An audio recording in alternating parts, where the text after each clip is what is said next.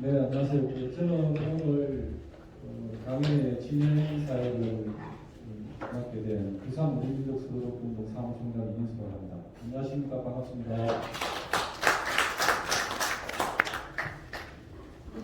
오늘 강연회를 위해서 멀리 첫 번째로 우리가 소개 좀 해드려야 될 것 같습니다. 우리 문강대학교 정치외교학과 지금은 명예 퇴임하시고 명예교수로 오신 이재봉 교수님을 여러분 소개합니다.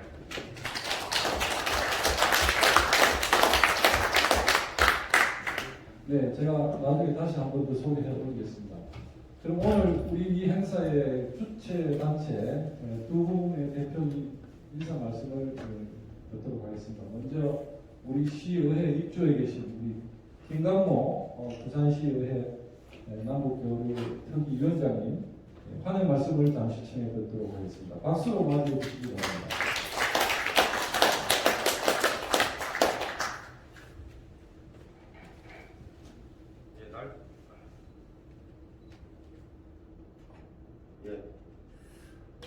날씨가 좀 약간 또 바람이 좀 불고 있습니다. 시의회 남북교류 특별위원회 위원장하고 있는 김광호입니다. 오늘 이렇게 강의를 맡아주신 이재봉 교수님을 비롯하여 참석해 주신 부산 우리민족 서로독분동의 남북교류협력 관련 단체 관계자 여러분께 감사의 말씀드립니다. 그리고 오늘도 회기가 없는데 바쁜 와중에 참석해 주신 부산시의회 남북교류협력특별위원회 위원님들, 시의원님들께도 정말 감사한 말씀을 드리고자 합니다. 지금 아시다시피 작년에 이맘때쯤에 시작된 그 코로나19가 예전에서 거리두기 방역이 지속되고 있습니다. 또한 마찬가지로 지금 하노이 회담 노딜 이후에 남북 관계의 북미 관계도 진전을 보이지 않고 있습니다.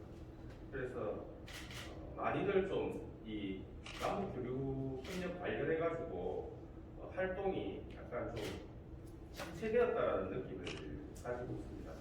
하지만 동서는 새벽 앞에 가장 어둡듯이 이렇게 어려운 시기에는 조금씩 무엇이라도 하나든 내들은 같이 힘을 모아가지고 남북교류 협력과 평화통일에 대한 활성화를 위해서 강연회 및 토론회 그리고 지역에 있는 많은 분들과 함께 교류를 통해서 여전히 앞으로 한반도 평화통일 체제 구축과 평화통일을 위해서 우리가 해야 될 역할이 있다고 생각을 가지고 시의회이든 아니면 평화통일 단체에서든 같이 힘을 모아가지고 계속적으로 힘을 가지고 전진해 나가야 되지 않는가라는 생각을 가지고 있습니다. 그래서 오늘 조심스럽게 이렇게 강연을 마련하게 되었습니다. 그래서 오늘 강연회가 좀 방역수칙 잘 준수해서 안전하고 유익한 강연회가 될 수 있기를 바랍니다. 사실 코로나가 아니었으면 저희가 이제 대회의실이나 대강당에 사실 장소를 마련해서 좀 홍보도 많이 하고 많은 분들을 좀 초대했어야 되는데 아시다시피 코로나 때문에 그러지 못했다는 점을 양해 부탁드리겠습니다. 그래서 지금 이 코로나19 상황에서도 마찬가지로 좀 대북 정책에 대해서 펼치는 것이 되게 힘들어 보이기도 합니다. 그리고 북한이 가진 상황의 어려움을 생각했을 때 적극적인 인도적인 지원이라든지 다시금 대화의 물꼬를 풀 수 있도록 이 기회를 활용한다면 남북관계 교착 상태도 새로운 장으로 넘어갈 수 있지 않을까라는 생각을 가지고 있습니다. 이러한 시점에 오늘 이재봉 교수님의 강연이 참석해 주신 모든 분께 필요한 방향을 제시하는 이정표가 될 수 있을 것으로 기대가 됩니다. 그래서 오늘 강연회가 더욱 의미 있는 시간이 될 것입니다. 개인적으로는 저는 전반기에 남북교류협력특위 위원회에서 제가 위원장을 맡고 하반기에 제가 위원장을 맡게 돼서 많은 좀 강연회라든지 여러 가지 토론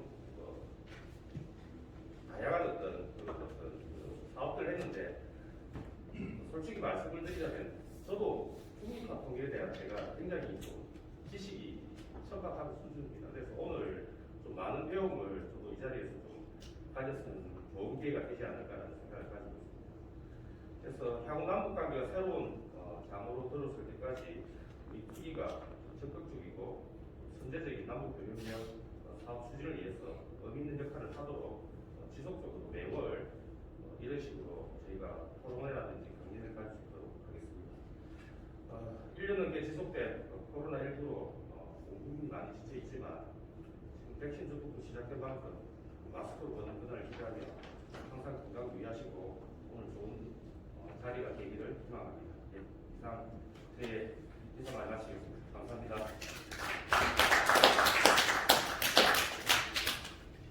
네, 이어서 부산 의민독서로 상임대표 우리 조기종 상임대표님의 인사 말씀을 듣도록 하겠습니다. 예, 반갑습니다. 조기용입니다.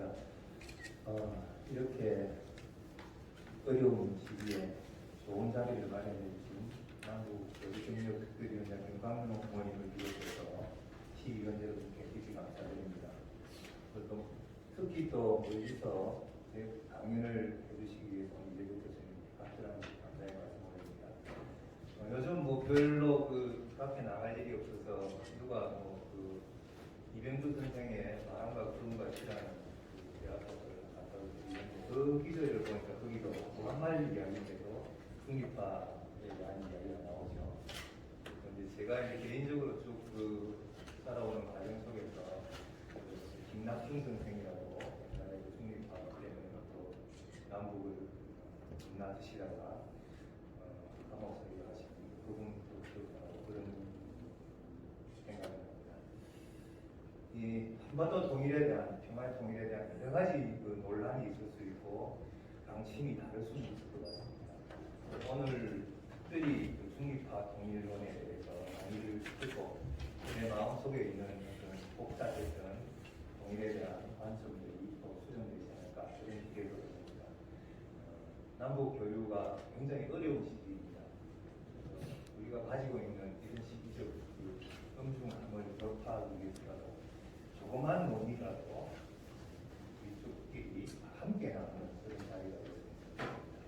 다시 한번 여러 참석해 주신 분들에게 감사드립니다. 고맙습니다. 네, 우리 강사님, 우리 교수님 모시기 전에 오늘 가족적인 분위기 저는 아주 좋습니다. 예, 아주 많은 분들이 아니기 때문에 다 소개를 해보려고 했습니다. 참석하신 분들 제가 표시된 대로 소개를 해보겠습니다. 나중에 또 들어오신 분들 있으면 말씀해 주시면 다시 소개드리겠습니다. 인사만 해주신 김강모 특위위원장님 자리하셨습니다. 감사합니다. 박수 한번 주시죠.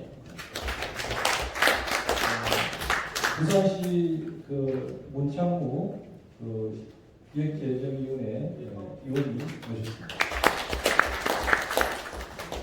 그리고 시의회 행정문화위원회 김부민 위원님 모셨습니다. 부산광역시의회 이동호 부회장님 자리하셨습니다. 해양조통위원회 박흥식 위원님 자리하셨습니다. 도시환경위원회 김재영 의원님 자리하셨습니다. 그리고 부산에 오랫동안 우리 통일운동하고 계시는 우리 박명식 목사님, 사랑의 교회 박명식 목사님 자리하셨습니다.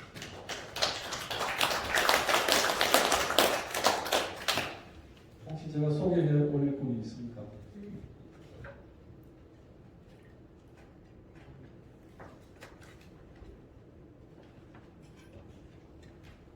네, 교육위원회 이정아 의원님 참석하셨습니다. 네, 고맙습니다.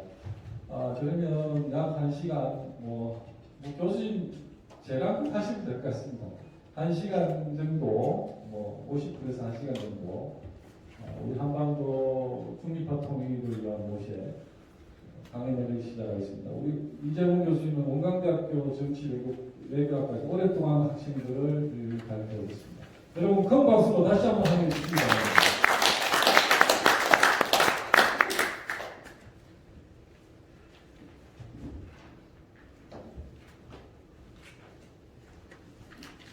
반갑습니다. 이재봉입니다. 한 가지 양해 말씀부터 하고 싶습니다.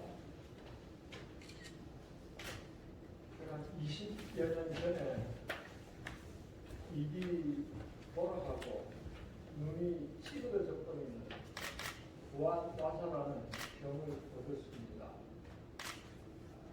그래서 발음이 정확하지 않습니다. 거기다가 마스크까지 끼고 말씀을 드리면은 저는 괜찮지만은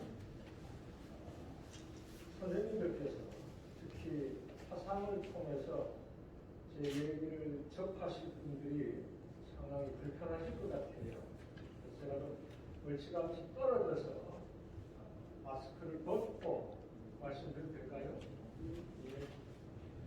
혹시 먼저 시후에 위반 사항이 아닌지 모르겠습니다.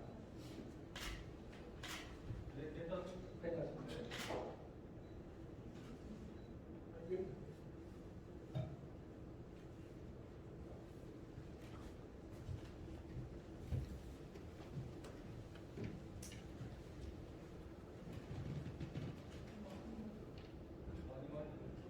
아니 저기 유선이 조금 불편하더라도 음질은 더 좋을 것 같습니다.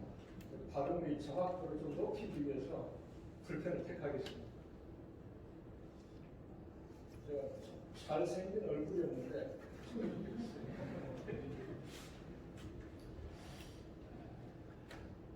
코로나가 우리 일상생활에서부터 세계 전세 이르기까지 상당히 큰 변화를 불러왔는데요. 그 중에 하나가 바로 이 마스크겠죠. 우리가 다른 사람을 만날 때는 반드시 마스크를 착용하도록 하는데 선생님들 양해를 얻고 마스크를 벗었습니다. 전남 고흥 출신이지만 부산 보수국민학교에서 빛나는 졸업장을 받았습니다. 그래서 제2의 고향 같은 곳인데 여기 와서 영광스러운 기회를 갖게 됐습니다. 좋은 기회를 나눠주신 선생님께 깊이 감사드립니다. 오늘 저한테 주어진 주제가 중립과 통일에 관한 겁니다. 아까 우리 위원장님께서도 말씀하셨는데 오랫동안 무슨 세미나, 토론에 참석해 봤지만은 중립에 대해서는 거의 다루지 않았다고 하셨습니다. 중립과 통일은 아주 밀접한 관계를 가지고 있습니다만 통일운동하는 사람들에게조차 조금 생소한 그러한 말입니다. 이 중립에 대한 의미부터 짚어보겠습니다. 중립은 말 그대로 가운데에 선다는 뜻입니다. 하지만 이것은 원래 군사용어입니다. 국어사전에도 나와 있어요. 중립을 찾아보면은 전문 사전이 아니고 우리 국어사전에 어떠한 나라가 전쟁에 개입하지 않기 위해서 가운데에 서는 것입니다.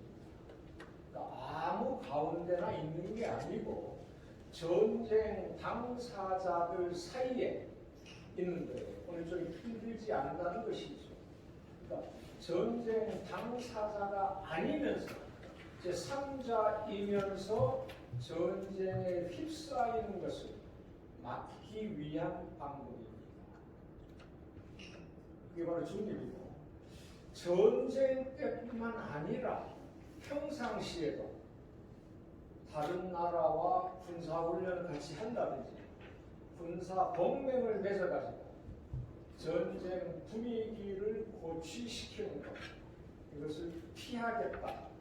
그러니까 전시뿐만 아니라 평시에도 전쟁과는 떨어져 있고 싶다 하는 게 바로 영세 중립, 영구 중립이라고 합니다. 영원한 중립이라는 말이죠. 가장 대표적인 국가가 우리가 제가 참 부러워하는 스위스, 오스트리아. 그러면 이 중립이 어떻게 이루어지느냐? 조건이 있죠. 전쟁 당사자 사이에 있는 거기 때문에 어쩌 휘말리지 않는 것이기 때문에 어느 나라에도 군사 기지나 물자를 제공하지 않고 전쟁이 일어났을 때 어느 한편에 편들지 않은 것입니다. 그러니까 전쟁에는 철저하게 개입을 하지 않는 상태입니다. 저는 정말 바람직하다고 생각해요. 그러니까 이런 식으로 통일을 지향해 주지 않겠습니다. 미리 말씀드리자면 과거 냉전 시대에는 미국과 소련이 한반도를 점령하고 분단시켜서 남과 북이 으르렁거리게 만들었기 때문에 어느 한쪽에도 치우치지 않게 미국과 소련 어느 한쪽에 편들지 않고 가운데서 통일을 지향해야 되겠다.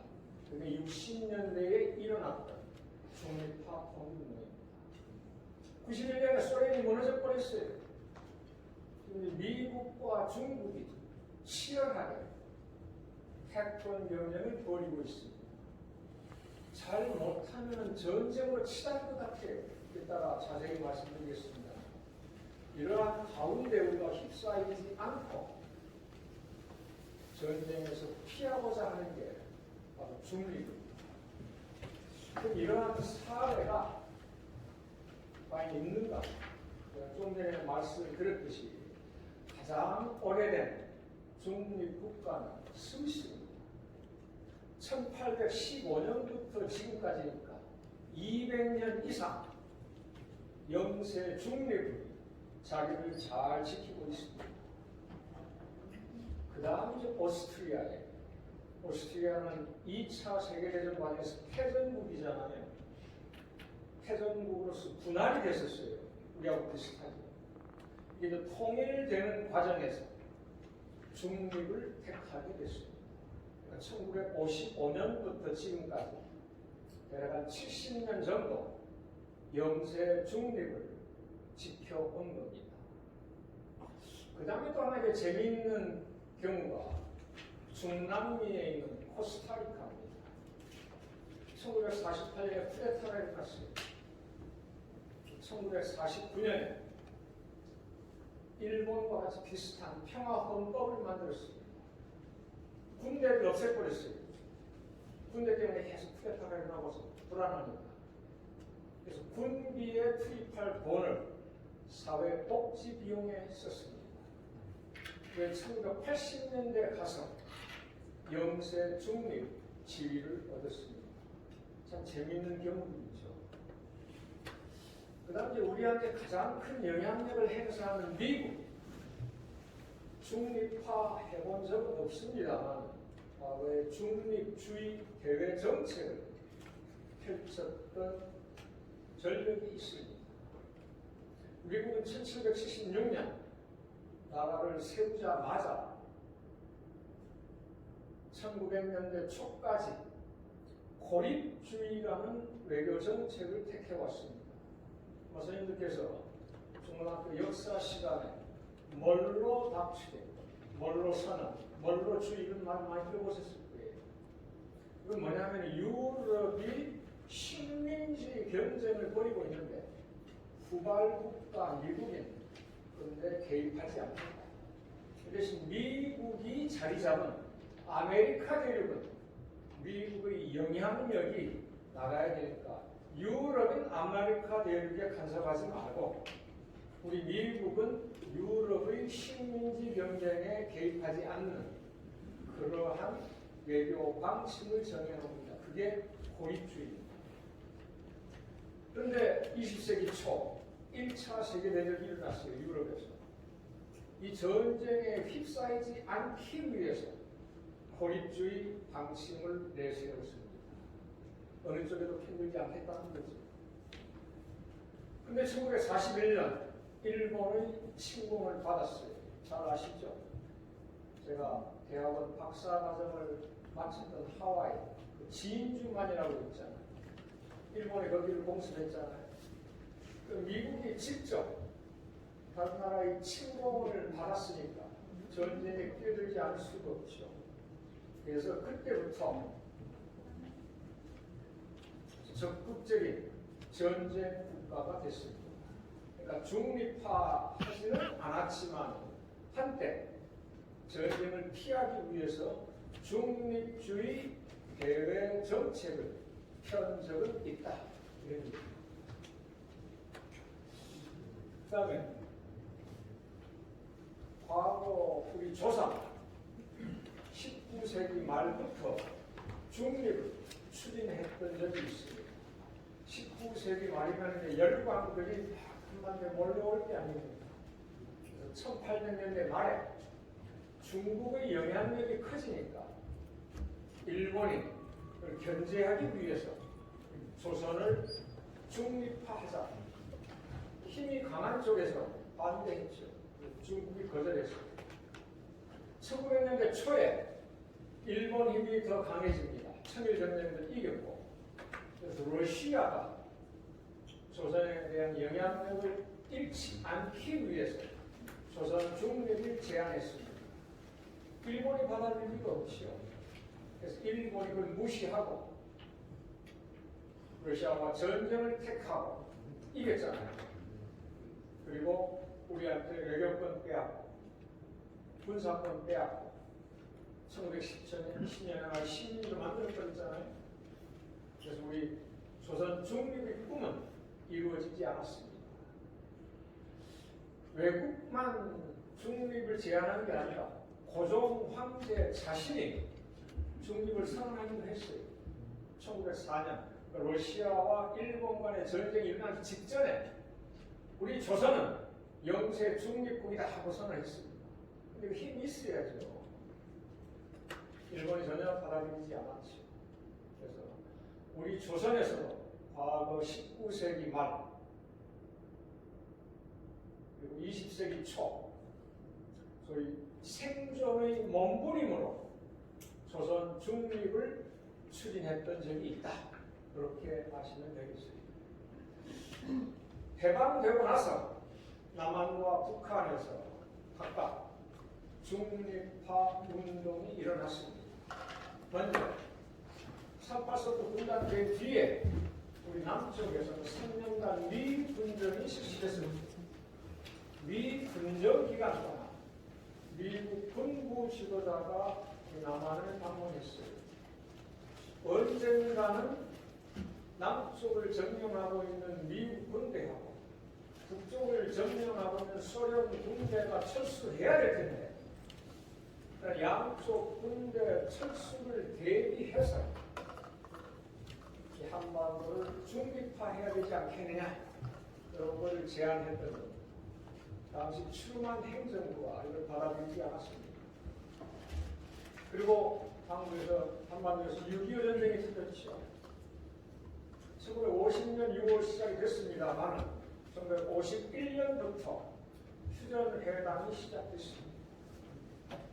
1953년까지. 그 휴전이 협상 과정에서 미국 국무부가 이거 한반도 참 복잡하다.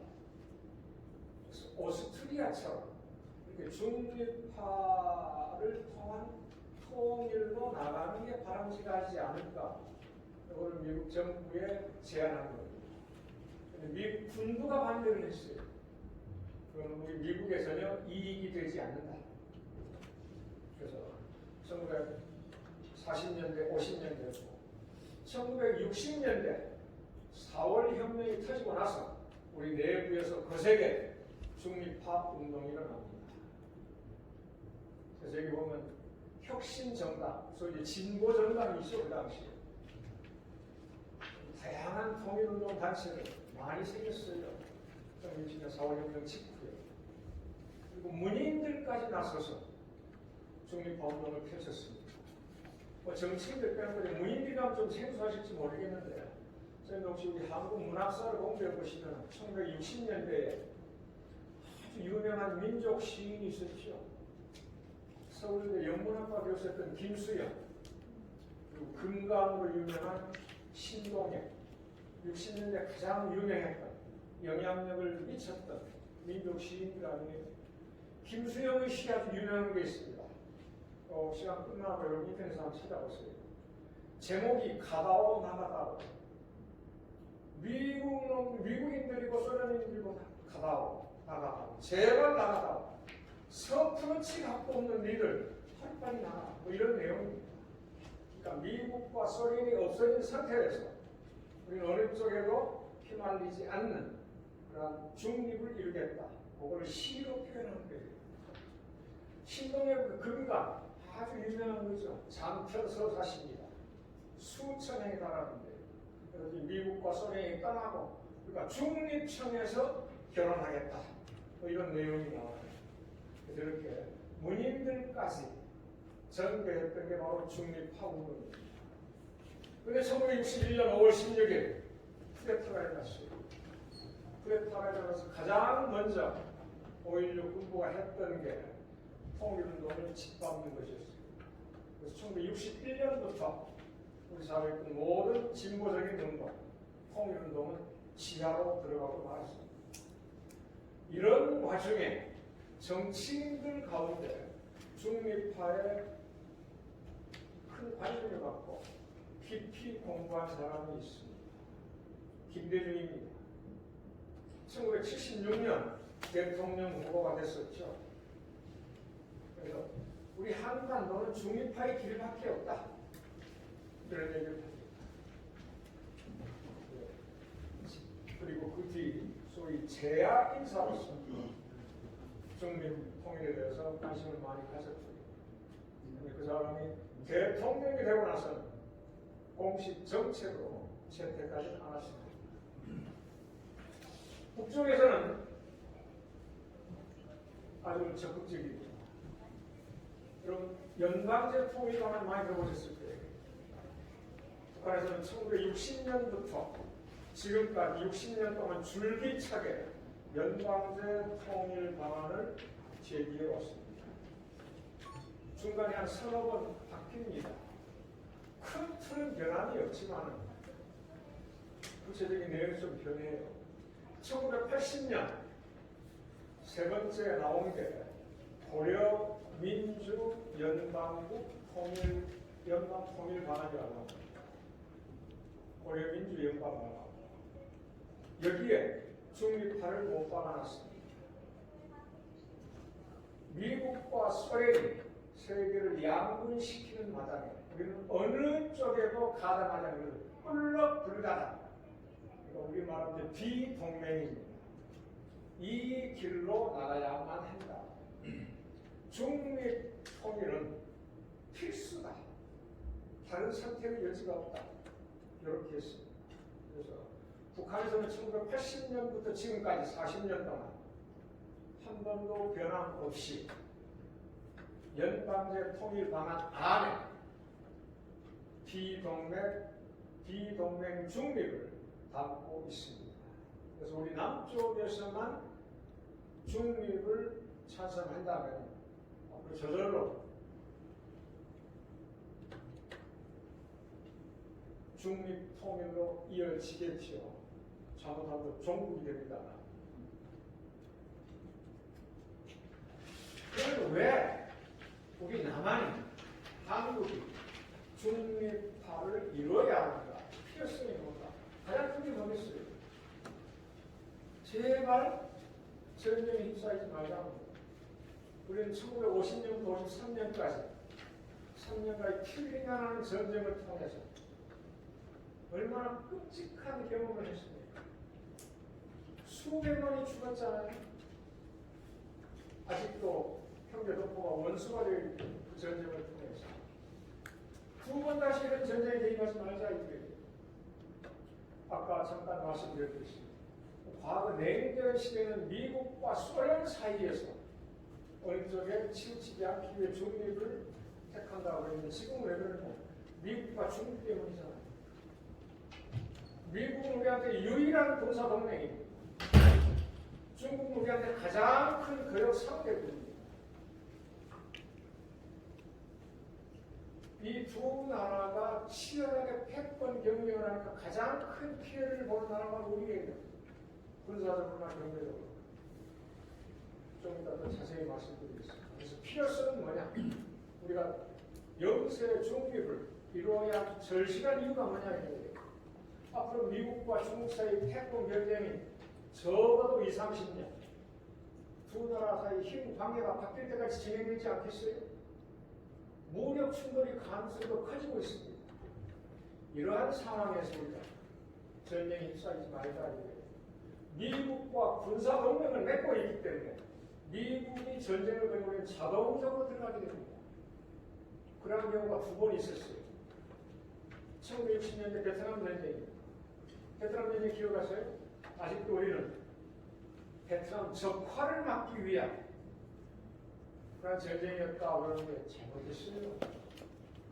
베트남 사람들이 독립을 이루고 통일하기 위해서 투쟁한 것 아니에요. 그거 가서 방해한 거 아닙니까? 미국이 꼭두각 시정부를 세워놓고 온 세계가 비난하는 그 전쟁에 우리 남한이 끼어들었어요. 인구 비례로 하면 당사자 미국보다 우리 한국이 더 많이 참여했습니다. 그때부터 돈은 벌었죠. 하지만 남 죽이면서 튀는 돈 벌어온 거 아니에요? 그게 베트남 전쟁이에요. 그러니까 미국과 남한이 연계한 전쟁입니다. 왜 우리가 들어갔어요? 그 다음 1990년대, 2000년대 1차, 2차 이라크 전쟁이 일어났잖아요. 2003년 2차 이라크 전쟁이 일어날 때 온 세계가 반대했어요. 유엔에서도 반대했습니다. 미국이 일방적으로 들어갔잖아요. 사담 후세인 처단했다고 거짓말하면서. 그럼 우리 들어갔잖아요. 그래서 왜 나는 방어 전쟁 같은 게 있잖아요. 미국과 한국이 상호 방위 조약을 맺고 있기 때문에 한국이 침략을 받았다면 미국 도움 받아야죠. 미국이 침략을 받았다. 우리가 도와줘야죠. 그런데 미국이 침략받은 전쟁이 아니잖아요. 미국이 침략한 전쟁에 그 동맹이라고 한 거 아니에요. 이게 바로 전쟁의 폐해라는 거죠. 그래서 이런 일 다시 하지 말자 이거예요. 그래서 가장 절실한 이유는 전쟁에 휩싸이지 않다. 그래서 제가 미국 욕을 좀 하겠습니다. 저는 미국에서 석사를 받고 박사를 받았어요. 처가가 미국입니다. 제 두 아들이 미국에서 태어났어요. 제가 한국에서 같으면 아마 대학을 못 다녔을 거예요. 돈이 없어서. 미국에서 장사하면서 처가 도움도 받고 정부 지원도 받고 정말 저한테 고마운 나라예요. 하지만 미국의 대외 정책에서만큼은 너무나도 호전적이에요. 그래서 멕시코 작가 출신 외교관이 있어요. 카를로스 푸엔테스가 아주 재미있는 말을 했어요. 문학인답고 유머러스하게. 미국은 democracy within, imperialism without. 안에서는 민주주의고 바깥에서는 제국주의.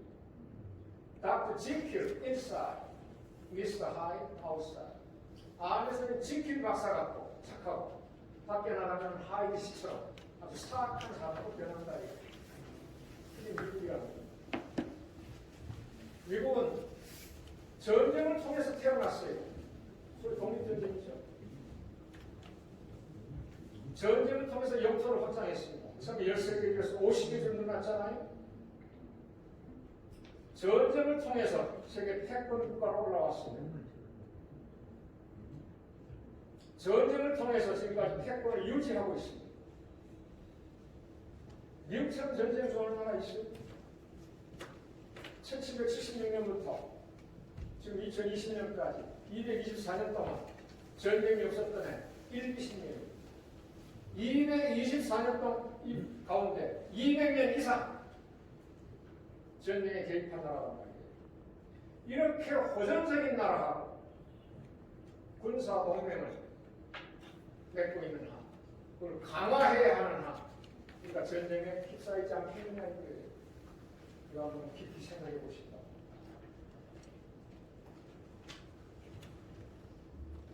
다음에 해놓은 거예요.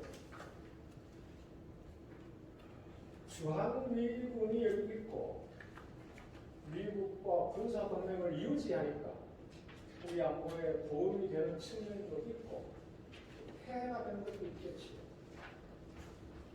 도움은 잘 아니까 지금까지 귀가 닳도록 들어오셨잖아요. 폐해만 몇 가지 얘기하겠습니다. 첫째, 오늘이에요. 오늘부터 한미 연합 군사 훈련이 시작됩니다. 이 훈련이 시작되면 북한이 얼마나 긴장하는 줄 아세요? 친북, 종북을 떠나서 역지사지 해보시기 바랍니다. 우리 남한 북한보다 10배 이상 군사비 씁니다. 미국 북한보다 100배 이상 군사비 씁니다. 이렇게 남한하고 미국이 연합해서 1년에 적어도 서너 번 대규모 군사훈련을 조그만 것까지 하면 10몇 번이나 됩니다. 북한 지금까지 중국이나 러시아 군대 불러들어가고 연합훈련 한 번도 한 적도 없습니다. 우리 10분의 1밖에 안 되는 군사비, 미국이 100분의 1밖에 안 되는 군사비가 우리가 훈련을 하면은 초긴장해가지고 발악을 하는 거예요. 그래서 미사일도 한번 쏘아보고 우리 이제 그걸 도발한다고 합니다. 우리는 그냥 훈련한다고 하고 북한이 그에 맛있어서 대책을 세우는 건 도발이라고 해요. 얼마나 왜곡된 거예요. 우리 군사력은 세계 5위 안팎입니다. 지구상에 약 200개 국가가 있어요. 200개 나라 가운데 군사력이 5등, 6등이다. 톱 3% 안팎입니다. 국방비 세계에서 7번째, 8번째 많이 씁니다.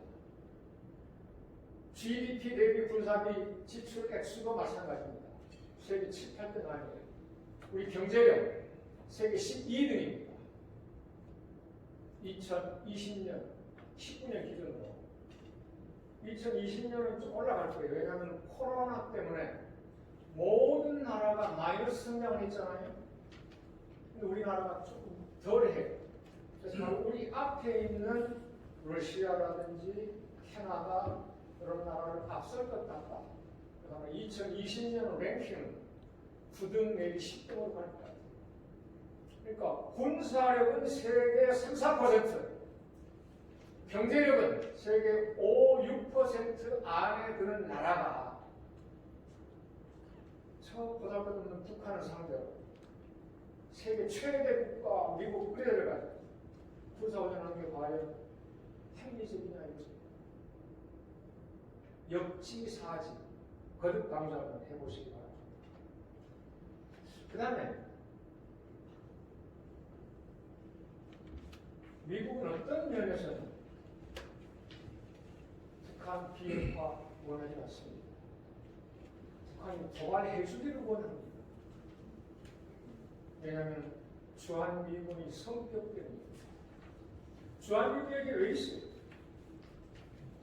1953년 7월 한국전쟁이 완전히 끝나지 않고 정전협정, 휴전협정으로 중단된다는 말이에요. 정전이 뭡니까?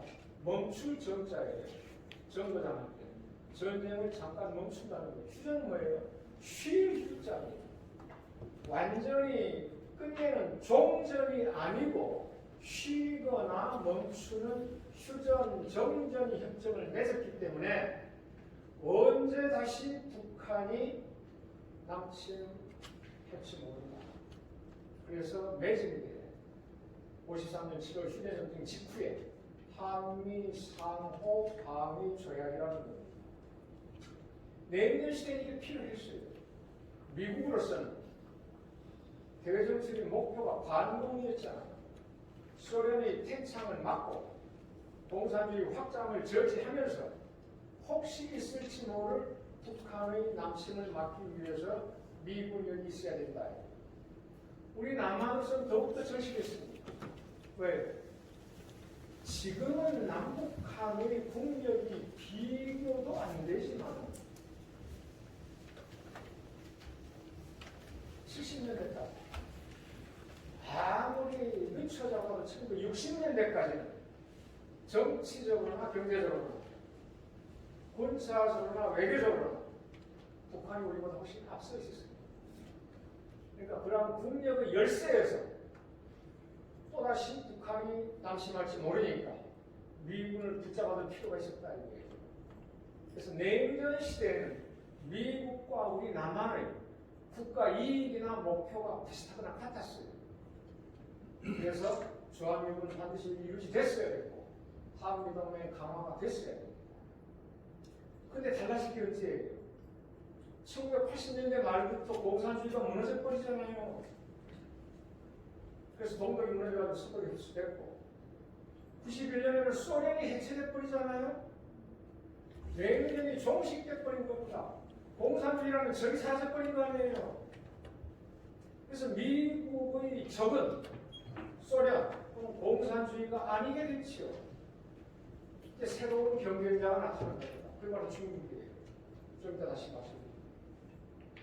우리는 어때요? 우리도 공산주의 무너지니까 그때는 진보 정부도 아니에요. 군사정부 연장이라고 하는 노태우 때지요. 89년에 소위 북방 외교를 펼쳤잖아요. 북쪽으로 나가자 이거 아니에요? 그래서 북한하고 기본 합의서도 만들었고 91년에 소련하고 국교 정상화 했고 그리고 92년 중국하고 국교 정상화 했잖아요. 그래 지금 중국하고 어떻게 됐습니까? 중국이 우리한테 가장 가까운 경제 대국이 됐어요. 92년에 우리하고 국교 수립을 했습니다.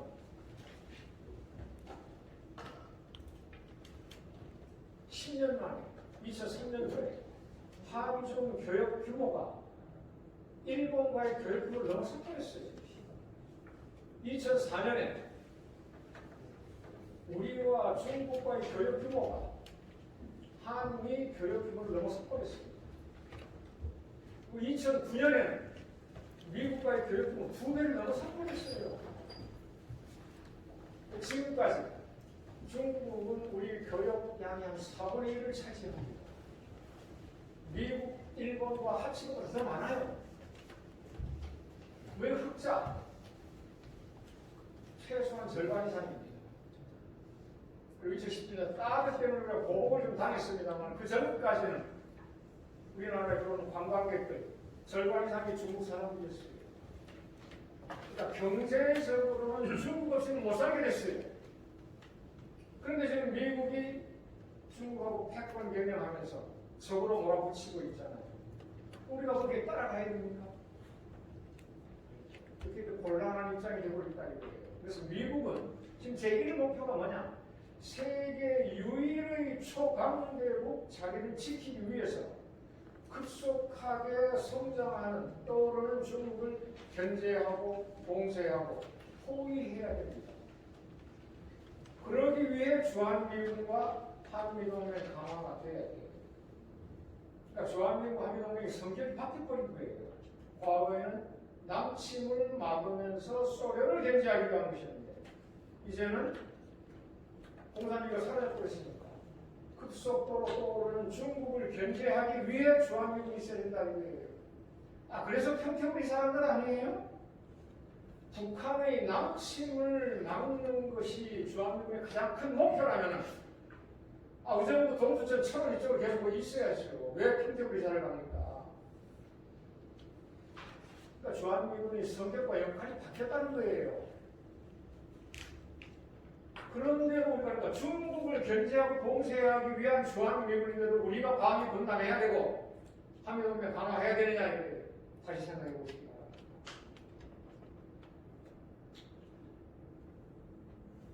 그래서 미국이 지금 미국과 중국 사이의 패권 경쟁, 제가 자세히 말씀드릴게요. 이 배경에는 중국의 급성장이 있습니다. 선생님들 이미 알고 계시겠지만은 중국에 대해서 조금 공부해 보시기 바랍니다. 그 공산주의 국가가 1978년부터 개혁개방을 시작했어요. 그리고 2001년 세계 무역기구에 가입을 했습니다. 그래서 78년부터 2010년대까지 무려 40년 동안 한 해도 그러지 않고 연평균 10% 경제 성장을 이뤘습니다. 우리도 과거 70년대 박정희 때, 80년대 전두환 때 경제 성장 10% 매년 해본 적이 있습니다. 우리같이 인구 4, 5천이 조그만 나라하고 인구 14, 15억의 중국하고 다르잖아요. 저렇게 거대한 나라가 3, 4년이 아니고 3, 40년 동안 연평균 10% 경제 성장을 했다. 그래서 어떻게 됐습니까?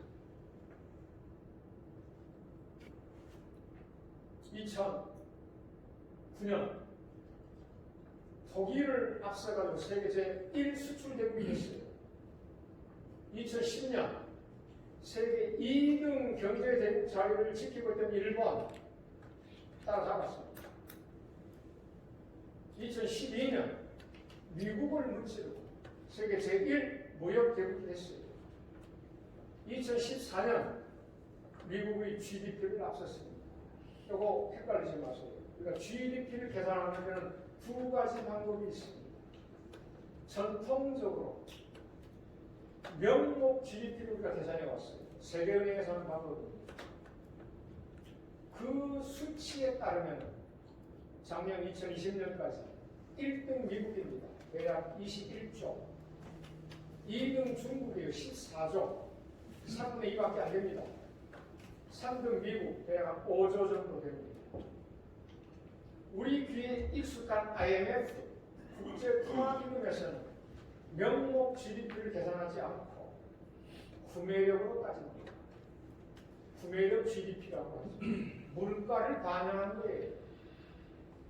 이 GDP를 기준으로 하면 2014년에 이미 벌써 7년 전이죠. 중국이 미국을 따라잡아 버렸습니다. 이렇게 급성장한 경제력을 바탕으로 당연히 군비도 많이 쏟아치고, 그래서 2010년경부터 미국을 제외한 군사 강국들, 러시아, 영국, 프랑스 이런 나라보다 2배 이상 군비를 많이 지출했습니다. 미국이 워낙 많기 때문에 아직 미국 근처에도 못 갑니다. 그리고 미국이 워낙 포위하고 있으니까 군사 전략을 세워놨어요. 여기 유명한 겁니다. 왜냐하면 접근 반대 지역 거부 이런 건데, 미국이 동중국해, 남중국해, 중국 근처로 오는 거 반대한다. 그리고 물리치겠다. 이러한 전략입니다. 이러한 전략을 세워놓고 그 다음에 이제 전체 국가 목표로 크게 두 가지를 세워놨어요. 올해가 2021년이죠. 중국 공산당이 들어선 지 100년이 되는 해입니다. 1917년 러시아 혁명이 일어나고 그 4년 뒤 1921년에 중국의 공산당이 생깁니다. 50명 정도 모여가지고 그 공산당이 중화인민공화국을 1949년에 세운 거예요.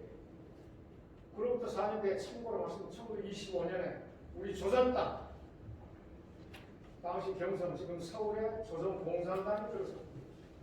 근데 아무튼 중국 공산당이 1921년 들어섰는데 그로부터 100년이 되는 2021년까지 중국식으로 샤오캉, 우리 한자로 소강 사회를 이루겠다고 했습니다. 모든 인민이 골고루 잘 사는. 그래서 중국 GDP가 세계 1등, 2등 한다고 하더라도 인구가 워낙 많기 때문에 $10,000는 안 돼요. 그래서 2021년까지 $10,000 목표를 세운 거예요. 이미 됐습니다. 14조라고 했잖아요. 중국이 14억이니까 딱 1인당 $10,000가 되는 거죠. 두 번째 목표가 있어요.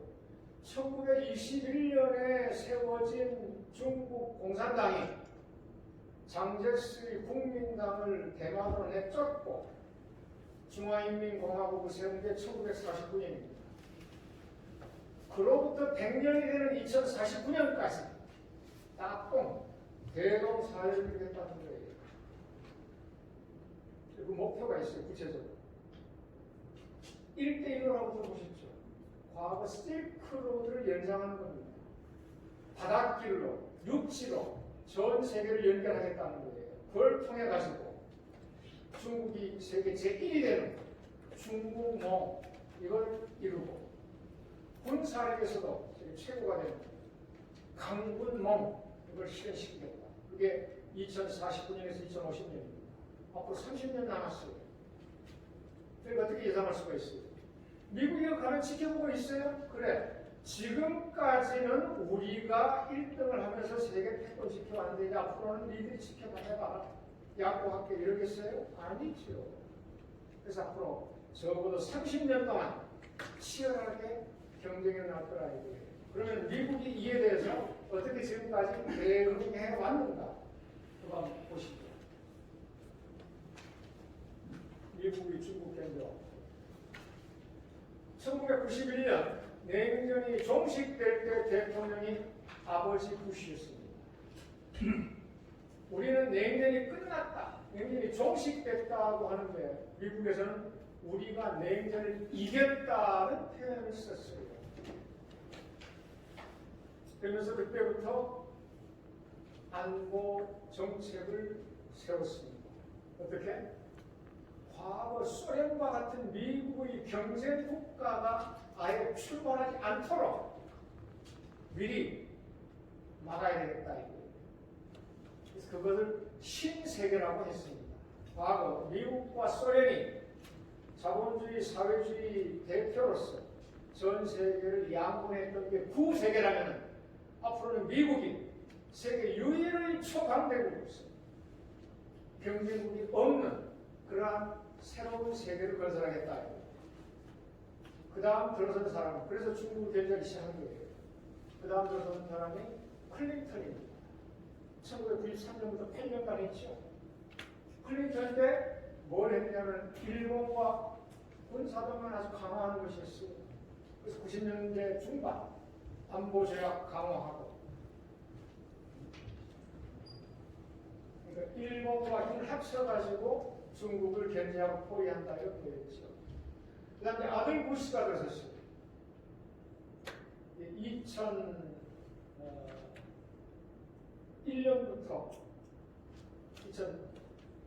2009년까지죠. 2008년까지. 아들 부시 때 일본을 더욱더 부추깁니다. 일본의 평화헌법 잘 아시죠? 일본은 그 평화헌법에 의해서 정상적인 군대를 가질 수가 없습니다. 소위 전수방어라고 하죠. 오로지 방어만 할 수 있다. 그래서 자위대라고 합니다. 비정상국가예요. 정규 군대를 가질 수 없는 미국이 부추긴 거예요. 평화헌법처럼 공격도 할 수 있는 정상적인 군대를 가져라. 그래서 아베가 그렇게 열심히 했던 거예요. 미국이 그렇게 부추겨가지고서. 왜? 미들도 빨리 군사력을 키워서 중국을 견제하라고. 그 다음에 오바마 때 아주 구체적으로 한 여러분 많이 들어보셨을 거예요. 아시아 회귀. 아시아로 되돌아온다는 거죠. 아시아 재균형. 중국이 급속도로 성장해가지고 미국의 영향력이 줄어들고 있습니다. 안보 균형이 깨지고 있다 이거예요. 그러니까 미국이 다시 아시아에 집중해가지고 중국을 물리치고 균형을 바로잡아야 되겠다 이런 뜻이죠. 그래서 이때 가장 강조했던 게 바로 한미 1삼각 공조입니다. 미국이 아시아로 되돌아와가지고 미국과 일본, 동맹국들과 합쳐서 중국을 견제하고 포위하자는 거죠. 그때 나온 게 한일 위안부 재협정입니다.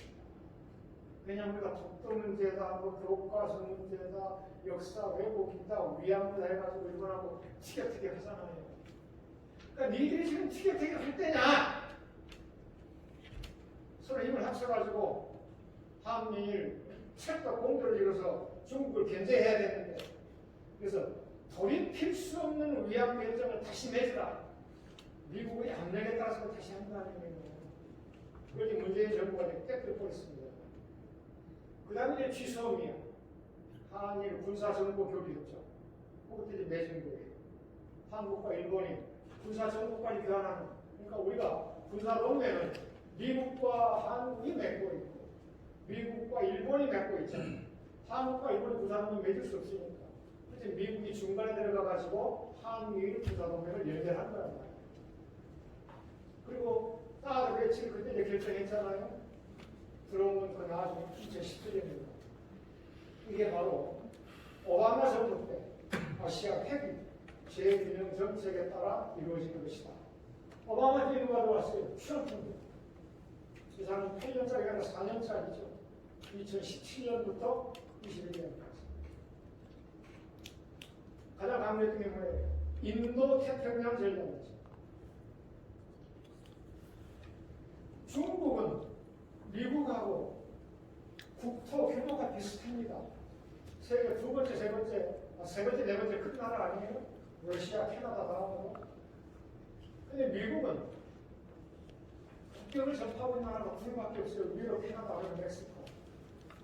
양쪽으로 세계에서 가장 큰 두 개 바다를 가지고 있잖아요. 태평양만에서는. 중국은 비슷한 규모의 영토를 가지고 있는데 15개 나라 국경을 접하고 있습니다. 대륙 국가잖아요. 바닷길이 막혀 있어요. 오른쪽으로 나오려고 하니까 이제 태평양 동중국해라고 하는 거예요. 그러니까 대만이 가로막히고 한반도가 가로막히고 일본이 가로막히고 밑으로 이제 인도양으로 가려고 하니까 왼쪽에 베트남, 오른쪽으로 필리핀, 아래로 말레이시아, 인도네시아, 오르네 이런 나라들 막고 있잖아요. 미국이 이걸 딱 틀어막게 돼 있잖아요.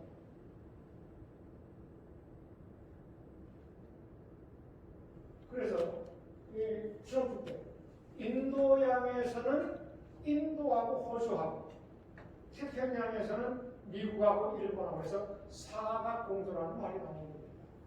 그런데 이걸 두고 우리나라에서 왜 우리는 거기에 못 끼느냐고 또 들어가자 이런 얘기가 나오는 거예요. 그러니까 미국이 중국을 견제하기 위해서 오바마 때는 삼각공조였는데 클린턴 때는 사각공조로 바뀌었다. 이제 그 다음으로 이제 지금 바이든이죠. 오늘 1월에 들어섰습니다. 두 달 전이죠. 오늘 바로 지난주에 바이든 행정부에서 국가 안보 전략을 발표했습니다. 지금 백악관 홈페이지에 들어가면 그 자료 찾으실 수가 있습니다. 이 사람 당선자 시절부터 지금까지 강조한 게 있습니다. 앞으로 대외 정책에서 가장 강조하는 건 민주주의를 강조하겠다. 인권 중시하겠다. 독재 비판하겠다. 다 이런 내용이에요. 어디를 겨냥하는 거예요? 전부 다 중국이죠. 노골적으로 중국을 반대한다고 하지 않고 민주주의 회의를 열겠다든지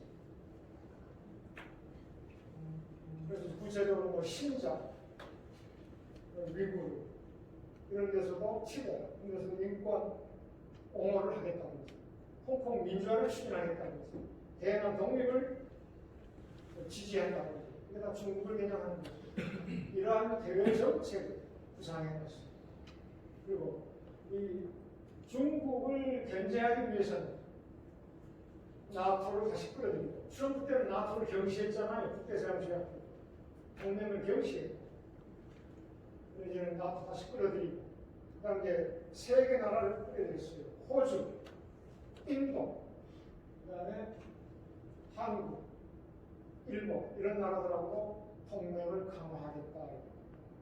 그러니까 우리는 한국의 동맹에 의해서 앞으로 계속 중국을 적으로 삼킬 수밖에 없다. 그래서 이 두 나라 사이 태동 경쟁이 어떻게 크게 네 가지 나가고 있습니다. 첫 번째는 무역 전쟁이에요. 여러분 생각해 보세요.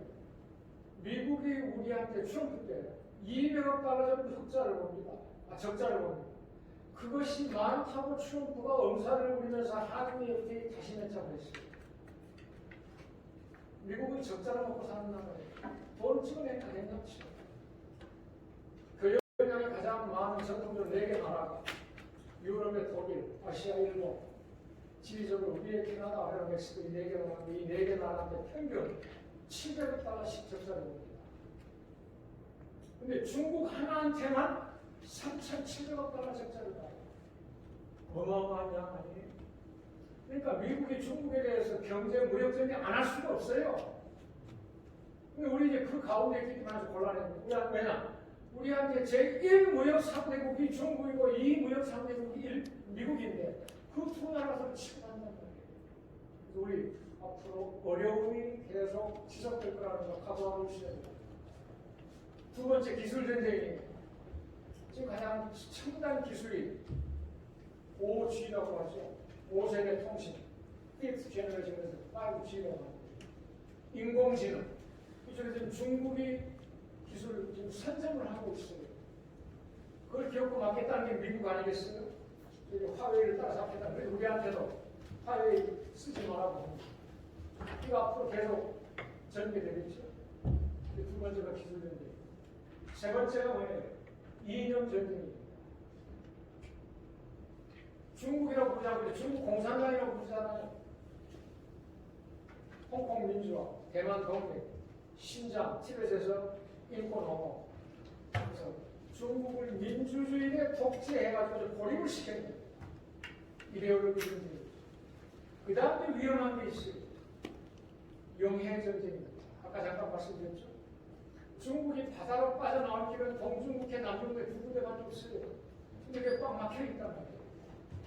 그러면 아까 처음 말씀드린 중국에서는 미국의 봉쇄를 뚫기 위해서 접근 거부 전략을 지금 펼치고 있고 미국은 그것을 막기 위해서 아시아 회귀, 그 다음에 인도 태평양 전략을 쓰고 있다. 이거 말이죠. 차과 황태계수의 모습 아니겠어요? 그 가운데 우리가 지금 끼어 있는 건데 만에 하나 이 영해 전쟁을 통해서 무력 충돌이 붙어지기 때문에 어떻게 되겠느냐. 중국을 가장 가까이에서 공격할 수 있는 미국 무대가 어디 있습니까? 평양아니에요. 중국의 미사일을 가장 가까이에서 감시하는 곳이 아니고 이게 우리 성주 아니에요. 그럼 만에 하나 미국과 중국 사이에 무력 충돌 빚어지고 이것이 전쟁으로 이어진다면 중국의 제1 폭격 대상이 어디겠어요? 중국에서 가장 가까운 미군 기지, 미군 미사일 방어망, 평택하고 성주 아니겠어요? 그러니까 우리는 자동적으로 미중 전쟁터가 되고 만다는 거예요. 1890년 청일전쟁 때 우리가 전쟁터 역할을 했잖아요. 1900년대 러일 전쟁 때 우리 조선반도가 전쟁터가 됐잖아요. 2020년대 들어와가지고 미중 간의 전쟁터가 될 수 있을까 하는 거예요. 왜? 합의 동맹. 그래서 이것을 바로 피하기 위해서 중립으로 가야 되지 않겠냐는 게 바로 제 호소입니다. 우리가 어떻게 이 길로 나아갈 수 있습니까?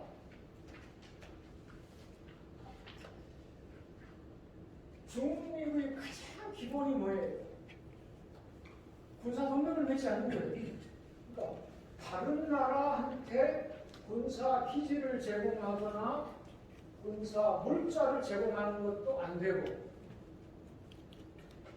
다른 나라하고 군사 동맹을 맺는 것은 더구나 안 되지요. 중립을 지켜야 돼요.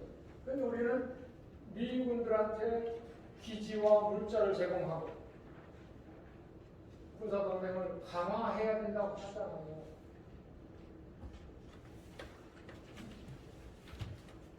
어떻게 되겠나 한번 우리가 고민을 해보시자 이거예요. 그 다음에 미국의 중국 견제 때문에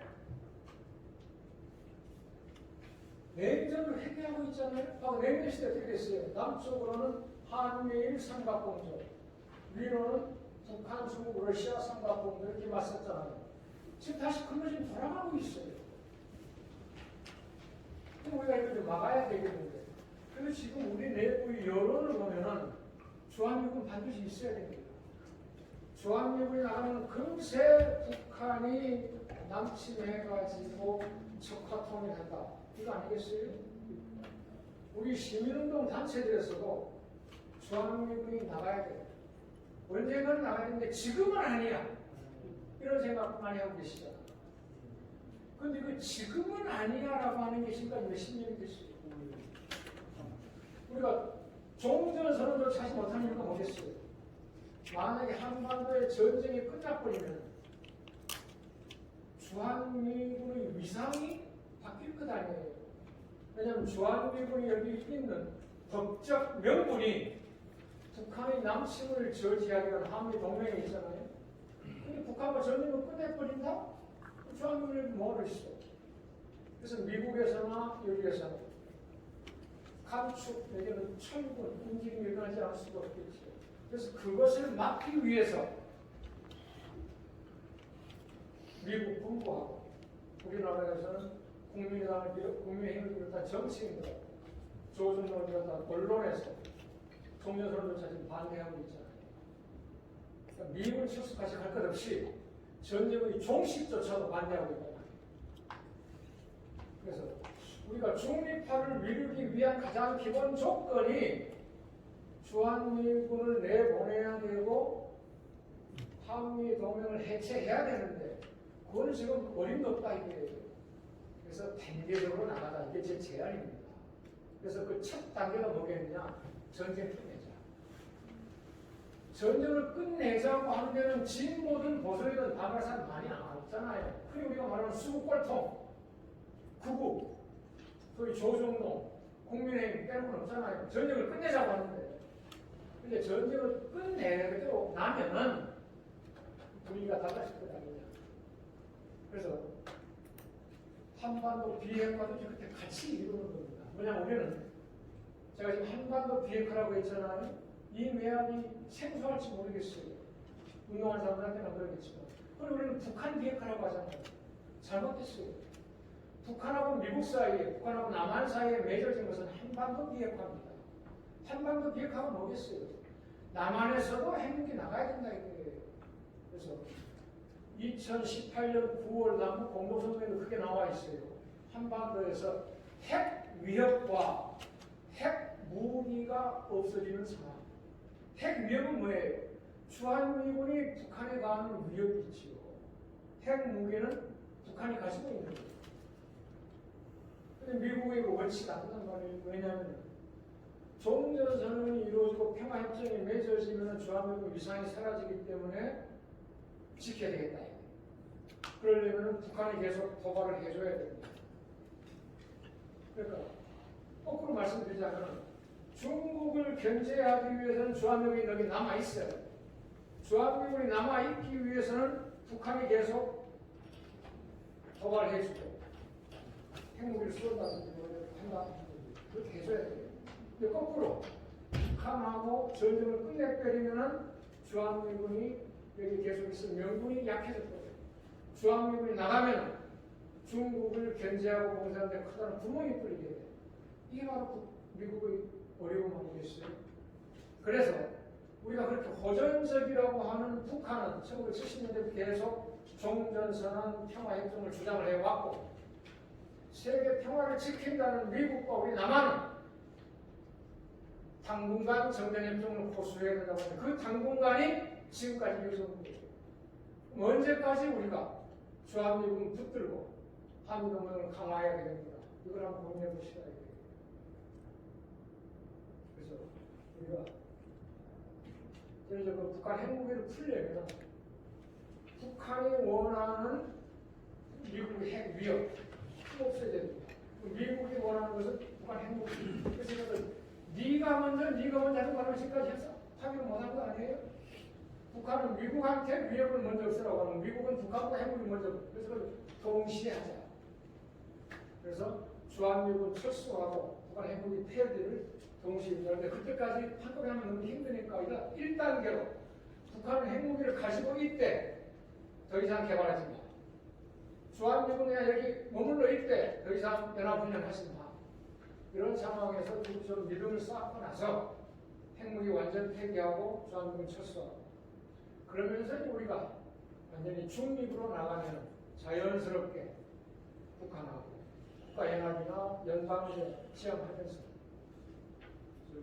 비동맹, 영세 중립, 통일로 나아갈 수 있지 않겠느냐. 이게 제 생각입니다. 고맙습니다. 네, 우선 교수 여기 가운데 앉으시는 게 좋을 것 같습니다. 예, 이거 좀 질의응답을 좀. 예. 네. 우리 정말 원로에도 이렇게 참 차분하게 우리 멀리서 오셔서 정말 이 대학 신입생들 상대하는 이런 정말 잘 알아들 수 있게 이렇게 강의를 해주신 우리 이재범 교수님께 다시 한번 큰 박수 부탁드립니다. 저는 그 이야기가 좀 마지막에 말씀하신 게 정말 세계 평화 완전 이걸 줄기차게 주장하는 북한은 미국이 오히려 종전선언을 반대하고 오히려 거꾸로 북한에서 호전적이라는 북한에서 계속 평화협정, 종전 협정을 요구하는 어떻게 보면 참 우리 일반 국민들의 상식으로 보면 아이러니가 아닌가 그런 생각이 듭니다. 그러면 지금 4시 14분입니다. 그래서 한 질문을 지금 말씀하신 내용 중에서 내가 정말 이런 거는 꼭 우리 교수님께 질문해봐야 되겠다. 그런 분들이 있으시면 한 5분 정도만 시간 좀 여유가 있기 때문에 한 5분 정도만 질문을 받도록 하겠습니다. 어느 분이 먼저 한번 질문을 해주시겠습니까? 우리 이동호 부의장님 마이크를 전달하시죠.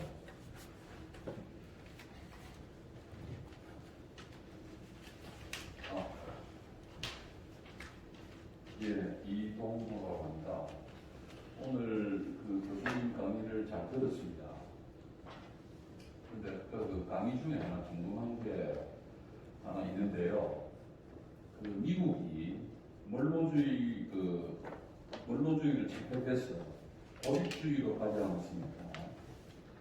그래서 이제 그게 진주만 공서 때문에 미국이 참전하게 된 즉 고립주의를 버리게 된 원인이었다 이렇게 말씀을 하셨는데 미국이 이게 그 2차 세계대전 때 고립주의를 선택을 했다가 독일 때문에 결국 참전을 했지 않았습니까? 1, 2차 세계대전 다 참전을 했거든요. 그래서 아까 그 말씀 중에 2차 세계대전 진주만 공서도로 이제 그거를 해제했다고 했는데 실제로는 2차 세계대전 때 미국이 참전을 했다. 그래서 아무리 고립주의나 이제 중립을 택하려고 해도 외부 변수 때문에 그게 이제 중립이 안 되고 참전하는 경우가 생긴다. 이런 뜻이거든요. 그래서 그 지금 스위스나 오스트리아나 또 아까 설명하신 다른 국가들이 이제 영세 중립국으로 갈 수 있는 그런 국가들은 영세 중립국으로 갈 수 있는 나름대로의 어느 정도 그 지리적인 위치나 또 그 인구 규모, 국토 규모가 그렇게 갈 수 있다고 생각을 합니다. 그러나 우리가 한반도 그다음에 바로 옆에 있는 일본, 중국 이 삼국 관계가 있는 상태에서는 중립국으로 가기가 상당히 난해할 거라고 생각이 듭니다. 그래서 그 교수님의 주장대로 전쟁에 휩싸이지 않기 위해서 한반도가 중립국으로 가는 것은 바람직한 방향이라고 생각을 합니다만 여러 가지 어떤 역사적인 어떤 문제라든지 또 한중일 그 삼각관계의 어떤 미묘함 그런 문제 때문에 중립국의 위치가 언제든지 깨질 수 있는 위험한 상황에 있다. 그래서 저는 중립국이라는 뜻은 좋은데 그걸 실행하는 게 너무 어렵지 않느냐 이런 생각합니다. 거기에 대해서 교수님의 견해를 한번 듣고 싶습니다. 네. 이게 하나하나 따라갈까요? 안 묶어서 바로 답변하시고. 좋은 말씀 고맙습니다. 우선 아까 미국은 중립화한 적은 없습니다. 중립주의를 잠깐 택했었죠. 그다음 2차 세계대전 이후에는 국제주의라는 개념을 세계를 합니다. 그러니까 미국의 대외 정책 기조가 크게 세 가지가 있었어요. 고립주의, 중립주의, 국제주의. 국제주의는 말 그대로 국제적으로 놓은 겁니다. 세계 제1등 국가가 됐으니까 세계 경찰 역할을 하겠다. 그런데 트럼프 때 신고립주의라고 했죠. 우리가 이제는 세계 경찰 역할을 할 필요 없다. 미국 국내 경제 문제라든지 사회 문제에 신경을 쓰자. 미국이 다른 나라로부터 침공받지 않는 한 군사 개입하지 않겠다. 이게 트럼프의 신고립주의였어요. 저는 그거를 지지했을 거예요. 근데 그걸 이제 얘기를 하고 그다음에 이제 우리가 중립을 하려면 과연 가능할겠느냐? 중립의 조건이 있습니다. 첫 번째는 당사자가 원해야 됩니다. 그 다음에 두 번째는 주변 강대국들이 그것을 보장을 해줘야 됩니다. 예를 들어서 아까 이제 잠깐 여기서 설명하겠습니다만 그 동남아의 라오스 있죠.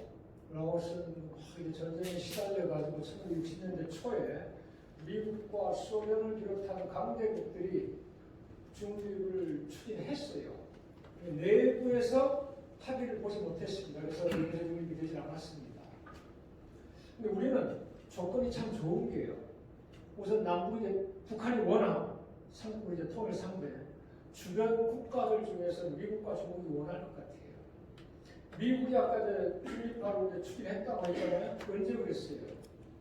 카터가 1970년대 주한미군을 감축하려고 하면서 주한미군이 나가게 되면은 미국이 한마디 영향력을 잃게 된다는 거 아니에요. 중국은 우리하고 역사적으로나 지리적으로나 문화적으로 다 붙어 있어요. 그러니까 미군이 빠지면은 중국의 영향력이 확대될 것은 너무나 확실하잖아요. 그래서 미국이 원했던 겁니다. 그러니까 미국이 주한미군을 빼려고 생각할 때마다 40년대, 50년대, 70년대 그럴 때마다 한반도 중립화를 제안한 거예요. 우리가 그걸 이용하자는 겁니다. 그래서 지금 중국이 이제 압도적으로 미국보다 힘이 강해져 버리면 중국이 거부하겠죠. 자기들이 마음 먹고 개입할 수가 있으니까. 근데 지금 미국하고 중국의 힘이 다 이렇게 비슷해질 때 미국은 나가라. 대신 중국도 들어오지 못하게 우리는 군사동맹 맺지 않게 해주라. 그러니까 우리가 힘이 너무 약하지 않느냐 그러는데 중립이라고 해서 반드시 비무장은 없습니다. 예를 들어서 코스타리카 같은 경우는 군대를 해산해 버렸잖아요. 그래서 비무장 중립이고 스위스는 무장 중립이에요. 또 우리가 다른 나라를 먼저 공격할 의지는 없고 그 대신 일본처럼 자기들처럼 다른 나라가 침공해올 경우에 방어하는 능력 분명히 가지고 있어야죠. 물론 이제 중립을 추진한 사람들 중에는 핵무기까지 가지고 핵무장 중립을 해야 된다는 사람도 있어요. 근데 그거야말로 실현 나실 것 같아요. 과연 주변 국가들이 핵무기를 가진 상태에서 우리 중립을 보장할까? 저는 미국과 중국이 지금 태풍 경쟁하는 힘이 이제 비슷해지는 마당에 가장 큰 영향을 가지고 있는 게 미국인데 미국이 소위 쫓기듯 나갈 때 중국한테 밀려가지고 이제 미국 먼저 제안을 할 거예요. 그래서 우리가 그런 걸 좀 서둘러서 중립 나간다면 미국, 중국이 찬성하고 러시아, 일본 반대하는 게 없죠. 그러니까 우리는 그 중립을 이용해가지고 우리 안보를 더 튼튼하게 하는 겁니다. 미국이 침략하려고 하면 중국이 막아주고 중국이 침략하려고 하면 미국이 개입을 하고 그래서 저는 이게 실현 가능성이 상당히 높아질 거라고 봐요. 그러니까 그 이제 주한미군이 나갈 시기하고 다 겹쳐야 되겠죠. 그러니까 현실적으로는 우리가 이제 자주 독립국으로서 미국이 좀 나가 이렇게 하면 되지만 그게 현실은 불가능하잖아요. 우리 이제 여론도 따져봐야 되고 그래서 제가 아까 이 종전선언을 먼저 얘기한 겁니다. 그래서 자연스럽게 주한미군이 감축되면서 나가려고 할 때 중립화를 추진한다 이거죠. 답이 됐습니다. 예. 고맙습니다. 네, 그 이동호 부회장님 질문 교수님 답변 감사합니다. 다음. 예, 450 남북경제협회 위원입니다. 이 교수님 강의 잘 들었습니다. 제가 그때 그런 강의 중에 가장 기모습이 있었습니다. 잠깐만요. 제가 귀가 아주 시원치 않습니다. 그 말씀하실 동안 잠깐 이게 교수님 오늘 주제가 임시 중립국인데 임시 중립국으로 가기 전에는 기초의 소견은 우선 종전선언을 해야 되고 그에 따라서 평화체제로 가야 되고 그 다음에 독립국가 돼야 되고 독립국가 된 다음에 임시 중립국을 논해야 되고 임시 중립국 중에서도 남한이 주장하는 국가이라면 일민족 이국가 다음에 북한이 주장하는 일민족 이국가의 취재 이런 문제가 있어 남한에서는 지금 문제가 뭐냐면 국가연합원에서 일민족 이국가 될 경우 이게 영구분단화 되는 거 아니냐는 우리가 있을 거예요. 그 다음에 북한이 주장하는 인쇄 중립국론에 있어서 일민족 일국가 취재인데 이게 바로 고려민족 연방공화국 아닙니까? 네? 여기서는 그러면 지자체, 이 체제라는 것은 결국은 이 남한과 북한의 정부 체제를 말하는데 그때의 국방과 여행은 어떻게 할 것인가? 이게 사실은 2000년 6.15 남북 공동선언에서 김정은 대통령과 김정일 국방위원장 간의 오간 내용 중에 이게 궁극사입니다. 여기서 아마 대화가 중단된 걸로 알고 있습니다. 그래서 결론은 간단하게 제가 지적하는 것은 지금 임시 중립국은 현재의 한반도 정세에서는 너무 이르지 않느냐 이런 느낌을 받았습니다. 그래서 이 부분에 어떻게 생각하십니까? 그 마지막 부분 지금 단계에서 너무 이르다. 예, 너무 이르지 않느냐 이 부분에 답해 주시면 감사하겠습니다.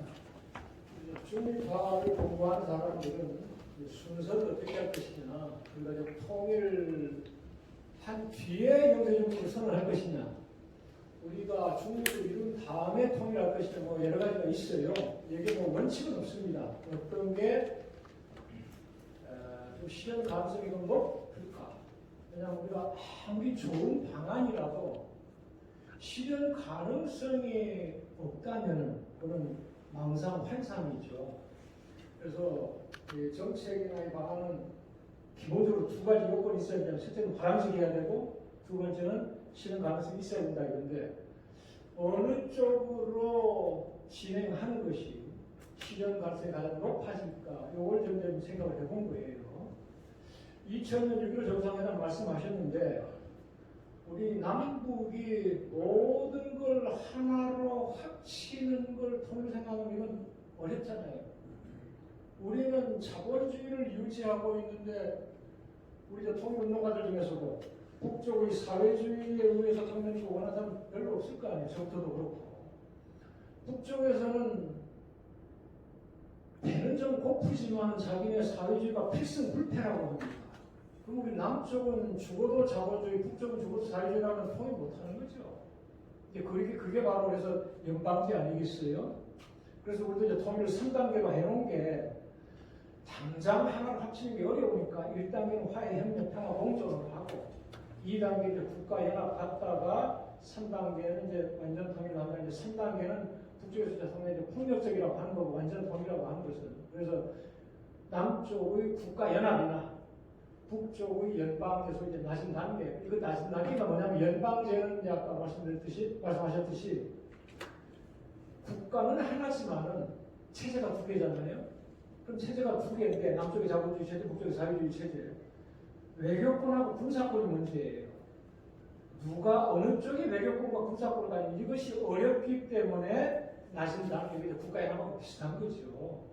근데 북쪽은 통일을 하건 안 하건 외교 방침 딱 정해놨어요. 비동맹 중립. 그래서 우리 남쪽이 바로 주한미군을 내보내면서 중립을 현실화하면 자동적으로 그간 비동맹 중립으로 나가는 거죠. 그래서 국가연합 당에서 뭐라고 그냥 국가연합도 통일을 하거든요. 그래서 국가연합이 되든 연방제가 되든 완전 통일이 되든 우리가 먼저 중립을 이뤄야 되겠죠. 북한은 80년부터 그 정책을 딱 세워놨어요. 모습화가 났습니다. 연방제를 지향하되 외교는 반드시 비동맹 중립이어야 됩니다.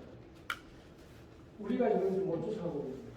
그래서 주한미군이 나가게 되면은 그런 환경을 좀 만들 수 있고 그런 조건을 만든다면은 통일이 앞서든 중립 선언이 앞서든 그 순서가 무슨 걸 크게 중요한 게 있겠는가 그렇게 생각합니다. 고맙습니다. 네, 우리 박영식 의원님 질문 그리고 답변 감사드립니다. 네, 다음 우리 김강호 위원장님. 예, 교수님 정말 좋은 강연 잘 들었습니다. 그래서 좀 많은 고민을 하게 될 지점이 아닌가라는 생각을 하고 있습니다. 예, 좀 어렵게 이야기했습니다.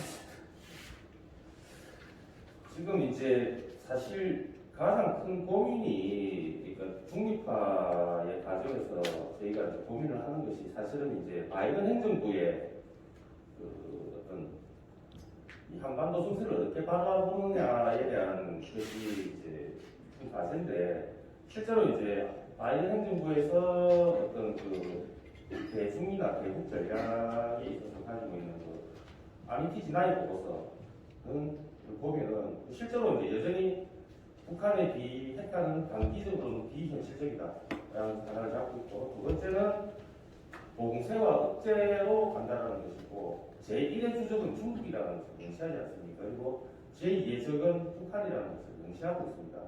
거기에 따라서 미일 동맹이라든지 한미일 동맹을 통해서 지금의 어떤 북한 문제라든지 풀어나가야 된다는 게 바이든 행정부의 일관된 것이라고 생각을 하고 그 속에서 이제 이데올로기 제대로 던지는 것이 결국은 어떤 소위 말하는 어떤 민주화 문제라는 등을 던지고 있는데 실제 이제 이게 대해서 여러 가지 고민에 있어서 이제 저는 진보든 보수든 이 다 동의를 할 수 있는 부분들이 무엇이냐면은 남한 자체 내에서 실제로 미국의 편향이 되면은 중국과의 어떤 소위 말하는 대외 무역이라든지 어려움에 처하게 될 것이라는 데 대해서 굉장히 어려운 고민을 많이 하고 있습니다.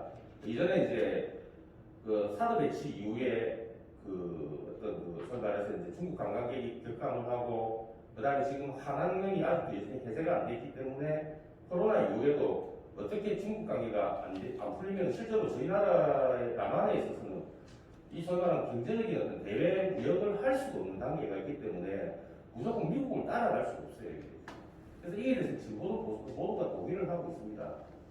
그렇다면은 실제로 가장 쉽게 설득을 할 수 있는 부분들에 대해서는 우리가 미국의 편에 너무 서면은 결국은 경제적 이득을 우리가 취할 수가 없다는 것을 일반 시민들에게 설득을 할 수 있어야 된다는 것이고 또한 마찬가지로 중국에 대해서 또 끌려가면은 이것 또한 우리가 경제적 이익을 얻을 수가 없다는 것들을 설득을 할 수가 있어야 됩니다.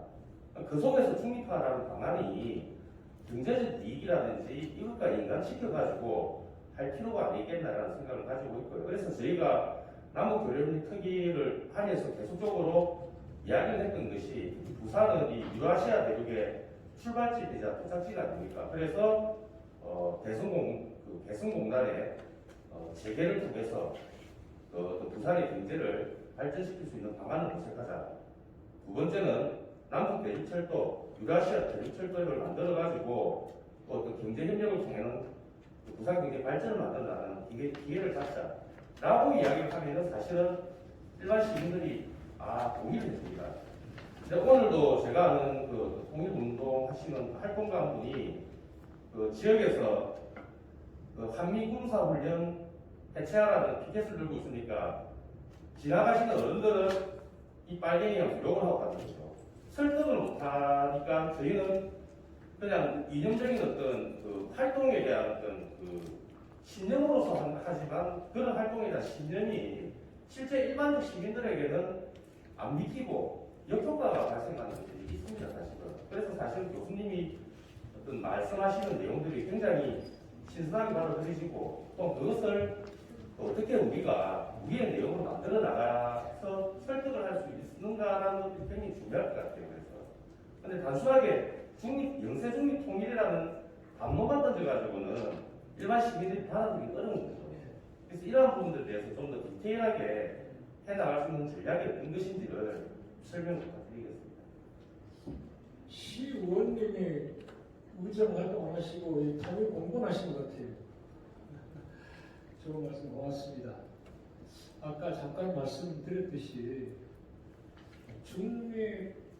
중립운동에는 주한미군 철수, 한미동맹 폐기 이런 게 기본인데 그 말만 꺼내더라도 당장 친북 좌빨이 돼야 되고 잘못하면 국가보안법 위반으로 처벌받을 수도 있습니다. 그래서 이 실현 가능성을 생각할 때 우리 또 여론도 우리가 감안을 해야 되겠고요. 지금 우리 여론조사 해보면은 아무리 못해도 한 60, 70%가 주한미군 철수 반대할 겁니다. 그래서 이러한 상황에서 중립파 운동을 전개한다는 것은 상당히 어렵고 위험하죠. 우리 이제 총장님이 중립파 주제를 내보셨는데 뭐 계속 지금까지 뭐 그래 오신 분이 짐작합니다만은 가시밭길을 걷겠다고 하면 다름없어요. 더구나 중립은 우리 전문가들, 통일운동가들 사이에서도 좀 생소한 듯한데 일반인들한테는 더욱더 그러지 않겠어요? 그래서 이 접근을 어떻게 해야 되겠느냐. 제가 내세운 게 바로 종전선언입니다. 진보든 보수든 좌든 우든 관계없이 전쟁을 끝내자는 데는 크게 반대할 명분이 없으니까 그러면서 점진적으로 주한미군 감축도 하고 이제 주한미군 철수를 북한 비핵화와 연결한다면 큰 부담이 없을 거다 이런 얘기를 하고 싶고요. 그 다음에 미국의 정책을 말씀하셨잖아요. 아까 제가 의원님 말씀하신 거 다 못 알아들었어요. 절반은 못 알아들은 것 같은데 그러니까 처음에 바이든 행정부 대외 정책 말씀하신 것 같아요. 미국한테 우리가 본받을 만한 점이 몇 가지가 있어요. 모든 정책을 투명하게 공개합니다. 제가 이제 주로 공부하는 게 미국 대외 정책인데 이걸 뭐냐면은 백악관이나 국무부, 또 중앙정보부 홈페이지에 접속합니다. 제가 하나 팁을 알려드릴게요. 백악관 영어로 뭡니까? 화이트하우스죠. whitehouse.gov government 할 때 그러니까 세 글자 하면은 백악관 바로 연결이 됩니다.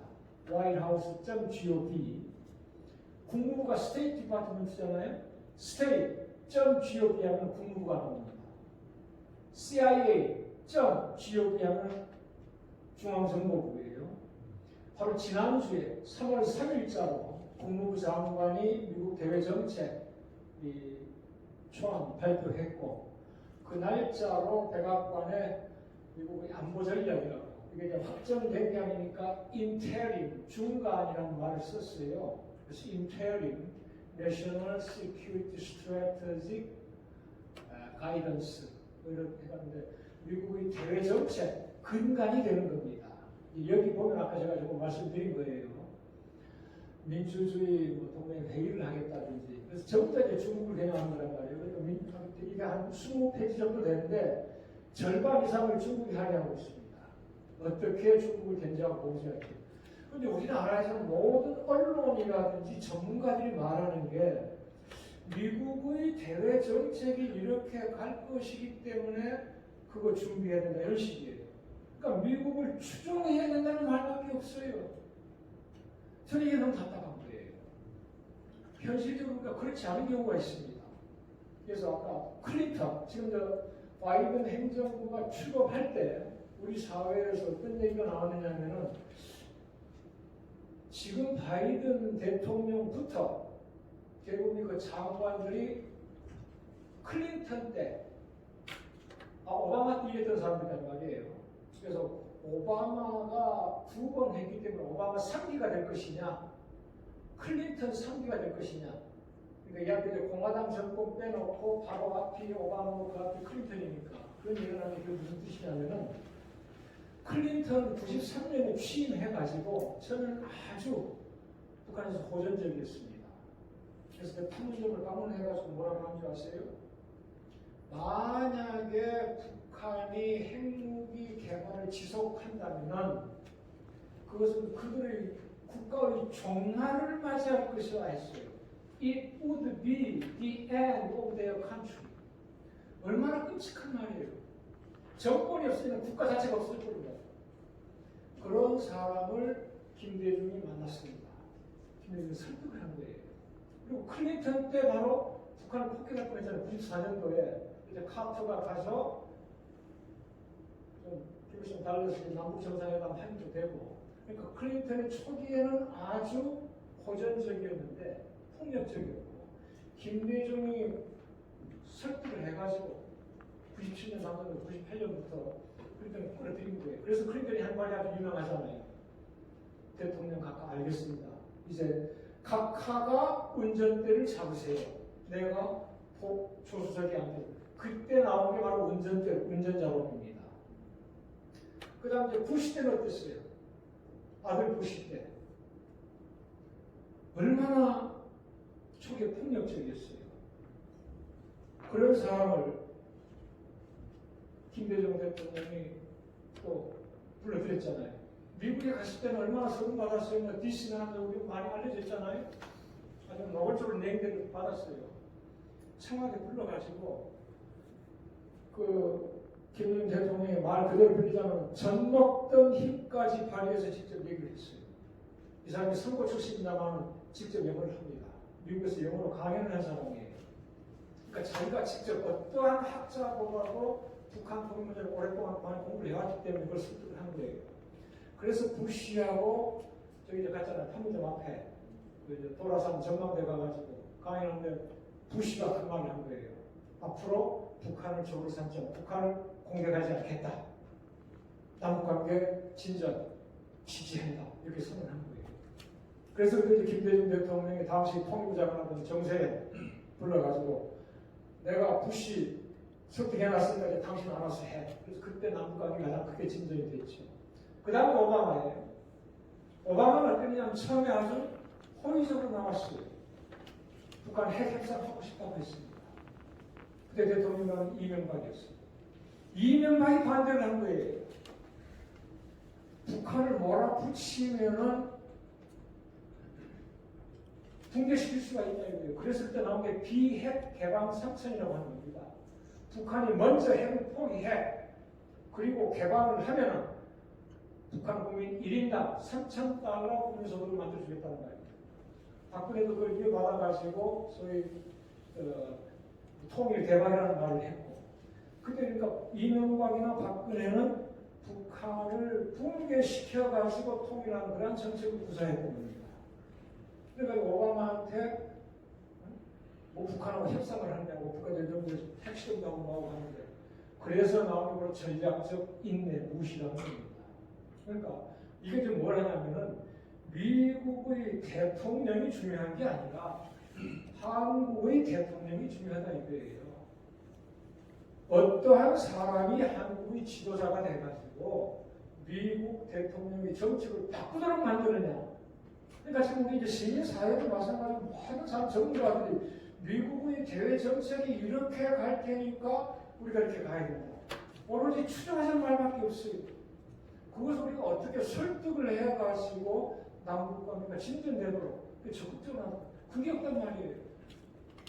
그래서 더 중요한 건 바이든 정부가 어떠한 정책을 펼칠 것이냐는 보다 내년에 누가 한국의 대통령이 돼가지고 미국을 설득해서 경의선 열게 만들고 개성공단 열게 만들고 할 것이냐. 그게 더 중요한 거죠.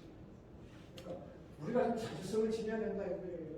아까 제가 말씀드렸듯이 국력을 따지는 가장 기본적인 요소가 두 가지. 경제력과 군사력입니다.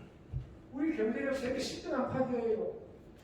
군사력 6등 안팎이고 200개 나라 가운데서 3% 내지 5% 최상위권에 속하는데 왜 그렇게 미국에는 그냥 굴종만 하고 사례만 하느냐 이게. 흥분합니다.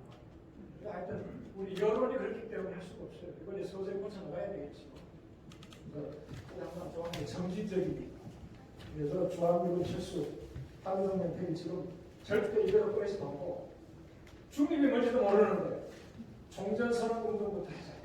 그리고 엉뚱한 답변인지 모르지만 의원님 말씀을 저도 못 알아들었고 대충 그런 뜻 같아서 고맙습니다. 네, 다음 문창훈 의원님. 예, 문정호입니다. 우리 교수님 저 말씀 잘 들었습니다. 얼마 전까지만 해도, 얼마 전가 아니라 뭐 계속 그 이야기를 평화통일을 듣고 오다가 오늘 저 표의 중립화 통일이다. 안 들은 바는 아니고 어느 곳에 강의를 가도록 평화통일을 많이 듣고 왔거든요. 그러면은 우리나라를 둘러싸고 있는 4대국이 미국이나 일본이나 러시아나 중국이나 최고 통치자에 따라서 지금 모든 게 주권국이 이 상황이 되고 또 우리도 지금 위정자 지금 현재 우리 대통령께서 남북으로 어쨌든 통일을 외치고 있는데 저 외에는 또 김일성, 김정은, 정의까지 오면서 저도 위정자가 이 통치가 바뀌니까 저기도 혼돈 상태라고 저는 보는데 어쨌든 이 저 4대국은 특히 우리를 둘러싸고 있는 이 일본도 어떤 면에서는 뭐 강대국의 어떤 지시를 받는지 어떤지 아까 말씀하신 대로 미국의 어떤 오다에 따라서 뭐 우리 저 위안부 문제도 뭐 그렇게 해라 저렇게 해라 하는 내용이고 지금 현지로 와서는 또 서로가 안 되고 있거든요. 서로 간에 또 저 일본의 그 근성으로 봐서는 또 저 사람들도 문제가 있다고 보고 또 우리는 또 우리나라들이 또 너무 이 민족이 착해서 그런지 여기에도 끌리고 저기도 끌리고 좀 답답한 걸 느낍니다. 그러면 이 지금 말씀하신 그 중립과 통일을 얼마나 갈 것이냐 평화 통일을 몇십 년 보여주셨거든요. 금방 될 것. 아마 저도 제 살아생전에 지금 뭐 통일이라는 게 이루어지긴 불식간에 뭐 독일처럼 이루어진다면 또 몰라도 참 이 제목이 어려운 난제라고 좀 봅니다. 그래서 교수님하고 강의하신 내용을 하나 보고 이 북한도 이 호전적인 정신 상태가 있고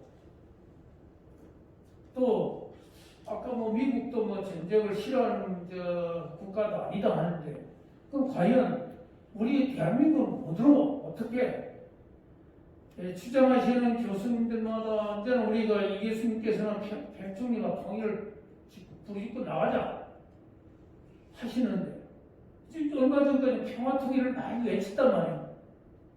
뭐 어디 듣고 있는 이 흘러고 있는 사람 입장이고 그거를 떠나서 대한민국 국민이 잘못 외치면은 전부 딸기 소리 듣습니다. 이 분포도가 대통령도 듣고 있거든요. 그 소리를 뭐 어디에 장단에 맞춰서 이런 쪽으로 밀고 나갈 것이냐 좀 그런 문제가 중요한 차원이 아닌가 하는 생각이 듭니다. 교수님 고개 좀 듣고 싶습니다. 여전히 듣는데 문제가 생겨가지고 선생님 말씀을 제대로 알아들었는지 모르겠어요. 우리가 가장 큰 문제는 여론, 그 다음에 미국이 쉽게 물러가겠느냐 이거거든요. 그래서 이제 아까 그걸 활용하자는 거였어요. 40년대, 50년대, 70년대 미국이 감축 내지는 철수 계획을 짤 때 반드시 한반도 중립을 구상했다는 거. 그러니까 미국이 나가더라도 영향력을 잃지 않겠다는 것 아니에요. 그러니까 저는 그거를 활용하면은 실현 가능성이 상당히 높다. 그리고 중국이 지금까지 반대를 안 하고 있고 또 이게 막 세력 경쟁 가운데 있으니까. 근데 이제 미국이 그렇게까지 나갈 때 이제 시간이 좀 많이 걸리겠죠. 그래서 거듭 말씀드립니다만은 중립파 이 대중운동을 벌이는 건 아주 어렵습니다. 중립의 뜻조차 모르는데 어떻게 대중운동을 벌이겠어요.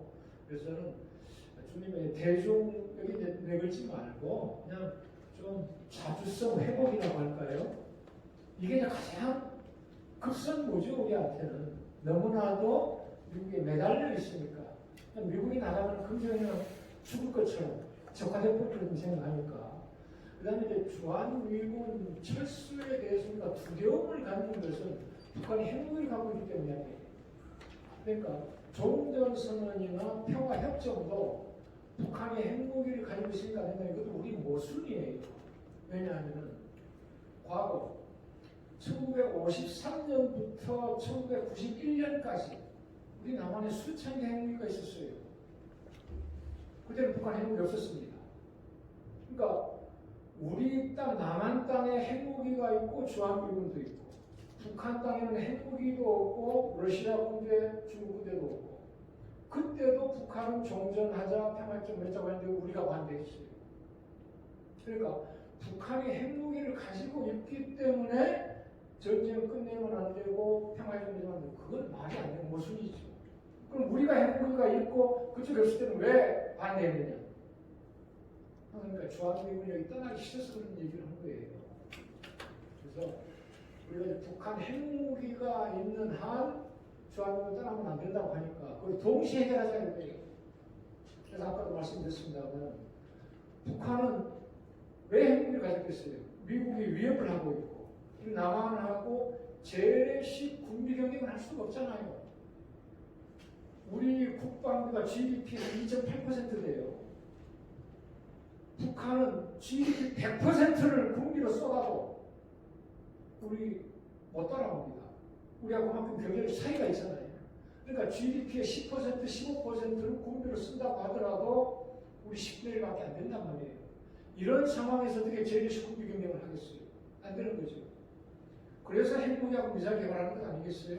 그러니까 이제 김정일도 재작년에 핵무력 완성을 선포하면서 우리가 이제 핵무기하고 미사일 완성을 했으니까 미군이든 남조선이든 우리를 먼저 침략하지 못할 거다 이게 모든 역량을 경제 문제에 집중해가지고 개발하겠다 이것 아니겠어요? 그러니까 그쪽에는 미국의 위협과 우리 남한의 재래식 군비 경쟁에서 밀리기 때문에 핵무기 개발한 건 아니에요. 그러면 미국이 나가지 않고 우리가 군비 감축을 안 하는데 북한이 핵무기 먼저 폐기할까요? 그건 절대로 있을 수 없단 말이에요. 그래서 북한이 핵무기를 폐기하도록 이끌려면 미군이 나가야 되고 우리도 병력을 감축해야 됩니다. 그래서 그러면 동시에 하자 이거예요. 그러니까 북한은 미국을 믿지 못하니까 니들이 먼저 종전선언하고 평화협정을 맺어주고 우리를 침략하지 않겠다는 보장을 하면은 핵무기 없애겠다. 그럼 미국 거꾸로 우리는 니들을 믿지 못하니까 니들이 핵무기를 먼저 폐기하면은 전쟁도 끝내고 평화협정도 맺고 뭐 국제정상할 수 있다 이거 아니에요. 그러니까 서로 간에 상대방한테 먼저 하라고 하는 거예요. 그래서 제가 제안하는 거예요. 그러면 니들 핵무기 폐기가 어려우니까 가지고 있어. 그 대신 더 이상 개발하지 마. 주한미군 지금 당장 나가기 어려우니까 여기 있어. 그 대신 자꾸 북한을 자극하는 합동문항을 버리지 마. 그리고 이제 몇 년 남친해보자 이거예요. 서로 간 신뢰가 쌓이면은 그때 북한 핵무기 반대미도 많이 없어도 되겠다. 주한미군 나가도 되겠다. 그러면서 이제 중립이 이루어질 수 있지 않겠느냐. 그러니까 중립은 먼 꿈입니다. 그래서 1단계는 바로 우리가 자주성 회복이에요. 우리가 스스로 미국이 어떻게 붙어 있으려고 하더라도 좀 나가도록 이끌어주는. 그래서 제가 과거에 트럼프를 좋아했던 겁니다. 트럼프는 주한미군 철수 감축을 구상했어요. 그리고 그 사람이 내가 고립주의라고 하는 게 아까도 말씀드렸듯이 미국이 다른 나라로부터 직접 침공을 받지 않는 한 미국 군사기를 하지 않겠다고 했단 말이에요. 그래서 트럼프는 안으로는 민주주의를 망가뜨리고 바깥으로는 미국 제국주의를 스스로 혼자뜨렸습니다. 이 사람이야말로 좀 최고다. 저는 그렇게 찬양을 하는 거예요. 이 사람이 집권하고 있을 때 주한미군 감축 철수를 해야 돼. 그래서 이 사람이 방위비 분담은 500%, 600% 인상을 요구하기 전에 박수를 쳐줬어요. 그냥 지금 바이든처럼 점잖게 120%, 130% 이상하고 우리가 거부할 명분이 없죠.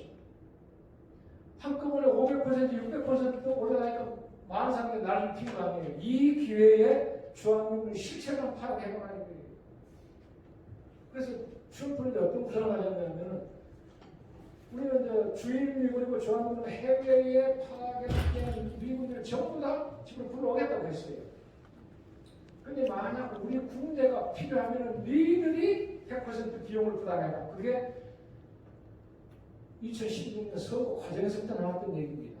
그래서 만약 주한미군 철수가 두려웠다면 우리가 2016년 선거 운동 때 당선 직후부터 이걸 대비했어야지 이제 와가지고 500%, 600% 한다고 호들갑을 떠느냐 제가 그렇게 비난을 했던 우리 정부에다가. 그래서 미국이 그러한 그 정책을 우리가 활용할 수 있어야 된다는 거. 지금 바이든 참 오래되겠습니다. 점잖게 나오잖아요. 동맹 강화하겠다, 민주주의 지켜주겠다, 응? 그래서 억압적으로 안 하겠다. 그렇게 말하면 우리를 죽이는 거죠. 서서히 우리를 압박을 가는 겁니다. 네, 그 5시가 지금 우리가 예상한 5시가 다 돼가고 있습니다. 그래서 마지막 한 분만 더 질문 받을까요? 아니면 뭐 안 계시면 우리 기념사진하고 공식적으로 이 자리를 기다리고 있습니다. 혹시 한 분 더 계십니까? 아, 네, 우리 목사님.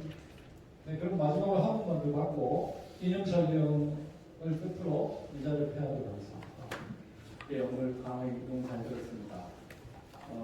저는 이제 강의를 들으면서 북한이나 우리나 다 비통한 자들이다. 외세에 의해서 분단이 돼 있고 또 계속 분단을 강요받는 상황에 지내고 있습니다. 그 파커 팔머라고 하는 미국의 정치학자가 비통한 자들을 위한 정치학이라는 책에서 그분이 이제 페이커 교수였어요. 근데 그분이 이야기하기를 한 두세 사람이 모인 소그룹이 한 100만 개가 있으면 나라가 바뀔 수 있다 이런 얘기를 했더라고요. 저는 이제 오늘 우리 위원회에서 이런 영세중립화든 뭐 평화통일이든 이런 모임을 주최해 주신 거에 대해서 참 기쁘게 잘 들었고요.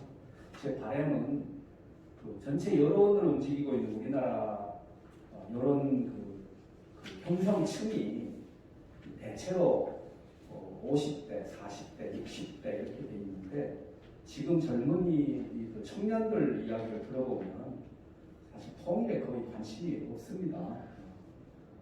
그래서 저는 우리나라 시민성 강화를 위한 시민단체에 좀 역동적인 노력이 필요하지 않나.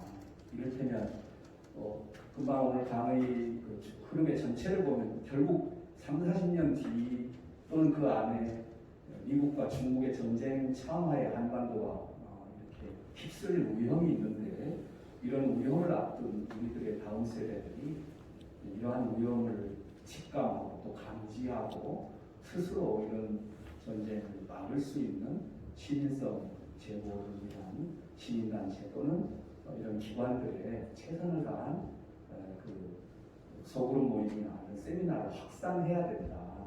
그런 측면에서 교수님께서 뭐 전국적으로 다음 세대를 위한 그런 뭐 라운드 테이블 회의라든지 이런 것들을 좀 시민단체와 함께 확산해 갈 수 있는 어떤 방안은 없는지 여쭙고 싶습니다.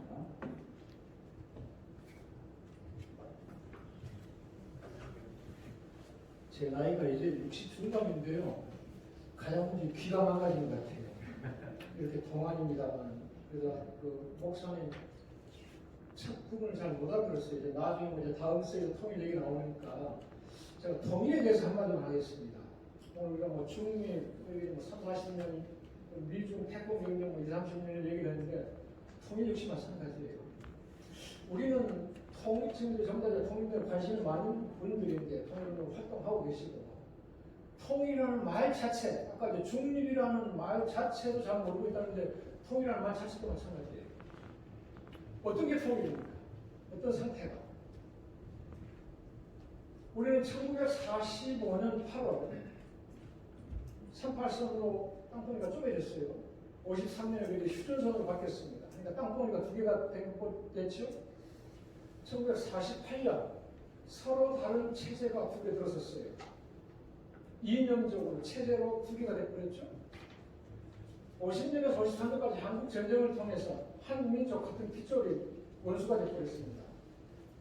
민족이 원수가 두 개 돼버린 여기서 땅덩어리가 쪼개지고 이념 체제가 갈리고 민족이 원수가 돼버렸어요. 세 가지가 크게 쪼개졌는데 그러면 통일이 어떤 상태입니까? 셋 중에 하나만 합쳐도 통일이에요? 세 가지가 다 합쳐져야 통일입니다. 저는 근데 우리 일반적으로 통일하면은 북한 체제가 없어지는 거예요.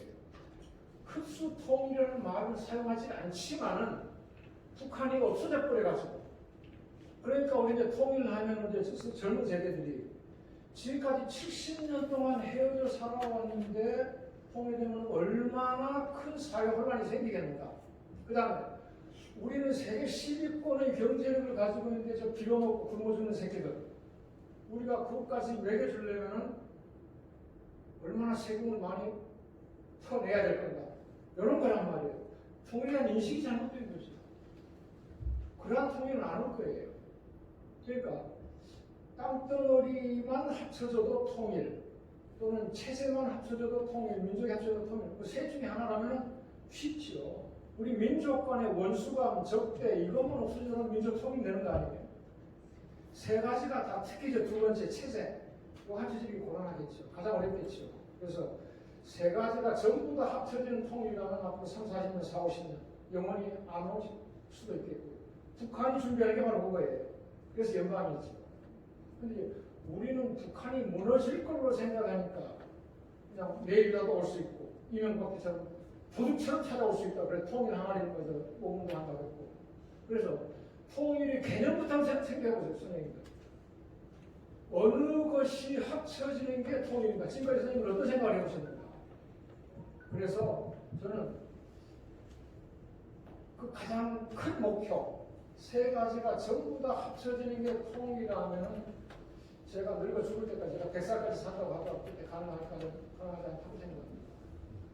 그래서 국가연합관계 그것까지 가지 않더라도 그냥 우리 통일 1단계 화해 협력만 이루어지더라도 그게 실질적인 통일 이제보다 말하는 21세기 통일 아닌가 통일하는 과정으로 생각할 때 그래서 우리 젊은 사람들 우리 나이 든 사람들도 마찬가지고 통일의 개념이 잘못됐다는 거예요. 북한 무너질 일 없습니다. 북한이 무너진다는 이야기는 1980년대 말부터 나왔어요. 91년 동독이 무너져가지고 서도를 흡수됐을 때 94년 김일성이 죽었을 때 95년, 97년 황장엽이 남쪽으로 넘어오고 탈북자들이 막 생길 때 북한 무너질 거라고 해요. 김정은이 집권 하니까 또 저 어린 놈이 해가지고 얼마나 오래 가니까 지금 안 무너져요. 그러니까 북한에서는 우리 남한이 사회 혼란으로 무너질 거라 기대하고 우리 남한은 북한이 경제난으로 무너질 거라고 기대해요. 근데 둘 다 그때 꿈이죠. 그래서 우리가 생각하는 통일은 없을 테고 제가 구상한 거랑 통일 수십 년이 그래서 문재인 대통령도 지난 8.15 기념사를 통해서 공개적으로 얘기를 했어요. 우리 대한민국의 통일 정책이 그런 것이기 때문에 1단계 화해협력, 2단계 국가연합을 거쳐서 완전을 하려면 몇십 년 걸릴 거라 이거예요. 그래서 그러한 통일을 준비하고 생각한다면 사회 혼란, 천문학적인 통일 경험이 전혀 안 들어갑니다. 그러면 그러한 과정에서도 왜 통일을 해야 되느냐? 분단 때문에 빚어지는 폐해가 너무나 크기 때문에 온갖 갈등이 생기고 전쟁의 가능성이 상존하게 되고 오늘 주의하고 좀 관계가 없습니다만은 미래 세대를 위해서도 말씀하셨는데 목사님께서 부산에 부르신다면 교회가 됐든 뭐 초등학교가 됐든 언제든지 달려오겠습니다. 네, 오늘 2시간 동안 질의응답 강의해 주신 이재홍 교수님께 다시 한번 큰 박수 부탁드립니다. 자, 그리고 우리 오신 분들 마지막으로 기념사진 한번 찍고